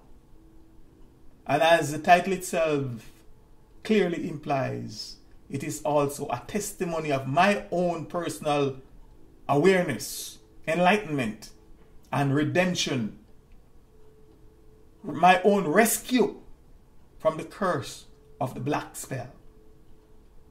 And as some of us melanin people are aware of the fact that one of us or none of us can claim to be truly free, to be truly liberated, to be truly rescued, to be truly mentally, spiritually, and physically, materially, or otherwise, or boast, or to boast of being redeemed or being rescued, etc., if or when the rest of us, the rest of his or her people, are in bondage, are spellbound, are under the curse of the black spell.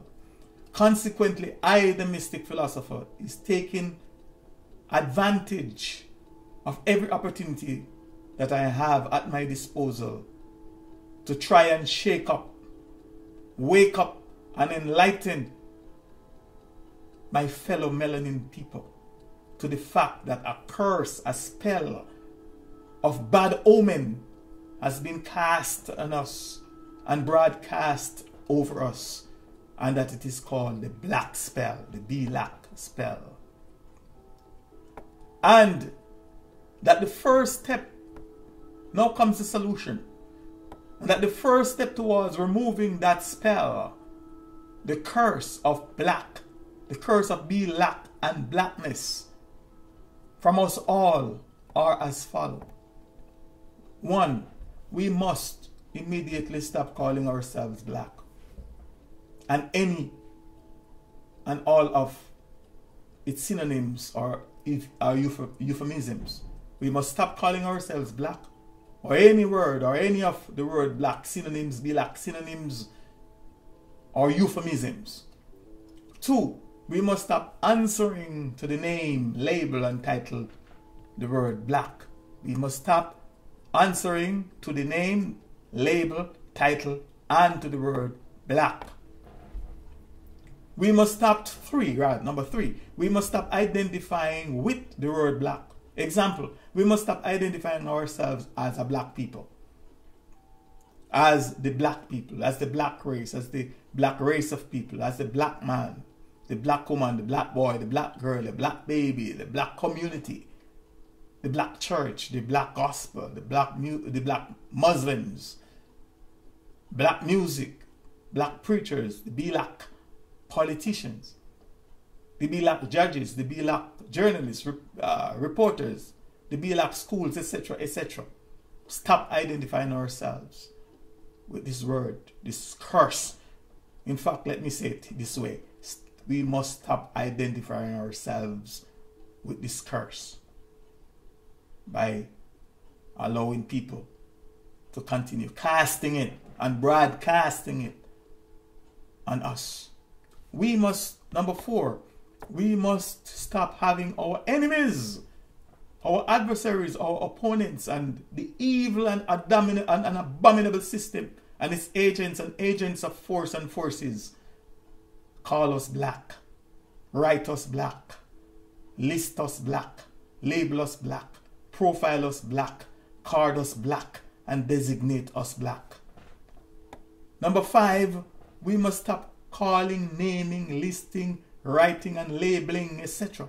Caucasian people as white or as any and all of its synonyms.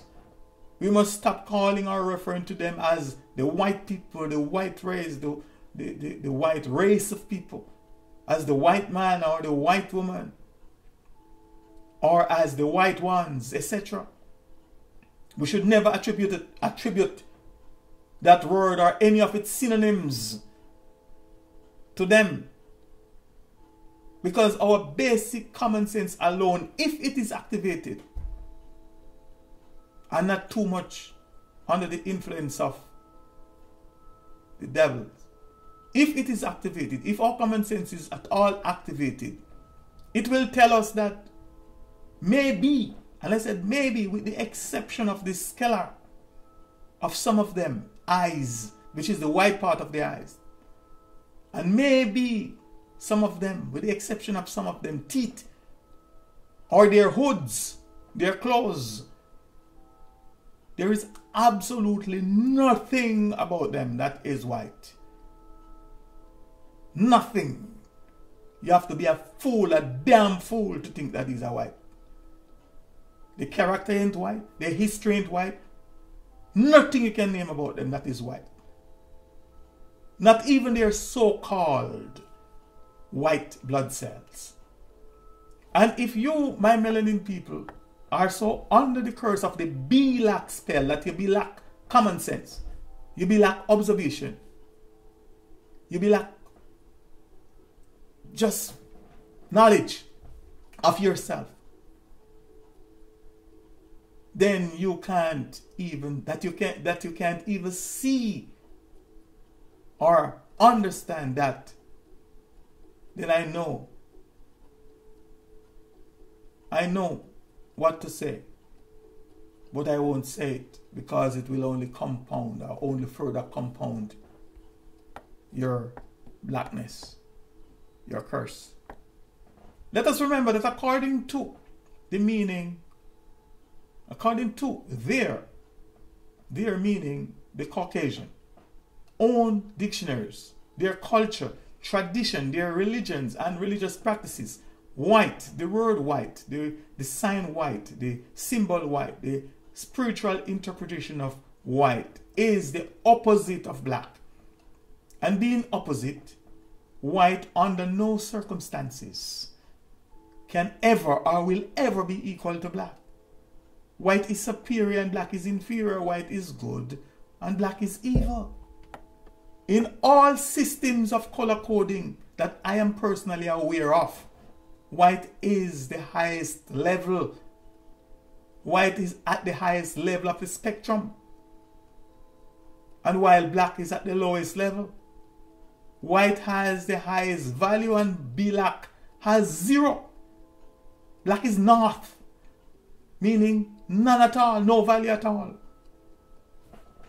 Therefore, to call Caucasians and other people white, and then call ourselves black, is not only insulting to our source, insulting to our gods and our honorable ancestors that have paid the ultimate price and sacrifice for us to survive and be here, in order that we can correct the wrong that have been done to them, and in order that we can set the record straight, and by invoking retribution upon our enemies. But it's also very demeaning to our own personal intelligence. And above all, by calling Caucasians and other people white, is to further compound our curse of blackness and the black spell. The blackness and the black spell, the black spell of ignorance that have been cast and broadcast daily upon us. The black spell that have permeated our very existence today. Therefore, in order to change the game, we must change the name. And if we don't change the name, our situation will remain the same. This is the end of this my presentation. I thank you for giving of your time to be watching or listening all the way to the end. That means you're special. You're being awakened. And I look forward to answering all your questions as best as I can. And I'm also looking forward with great anticipation to our meetup a meeting of free and independent thinkers and liberated minds, an ancestrally aware and revered melaninated humans. And as customary, I look forward to our respectful, healthy, and spiritually enlightened reasoning and discussion. For more information and to hear more of my perspectives on this and many other topics, please visit my blog and podcast at www.themysticp.com. That is THEMYSTICP.com. And also my YouTube channel called The Right Number. I am the Mystic Philosopher. It's high time for reasoning. Ashe, Ashe, Ashe, I say.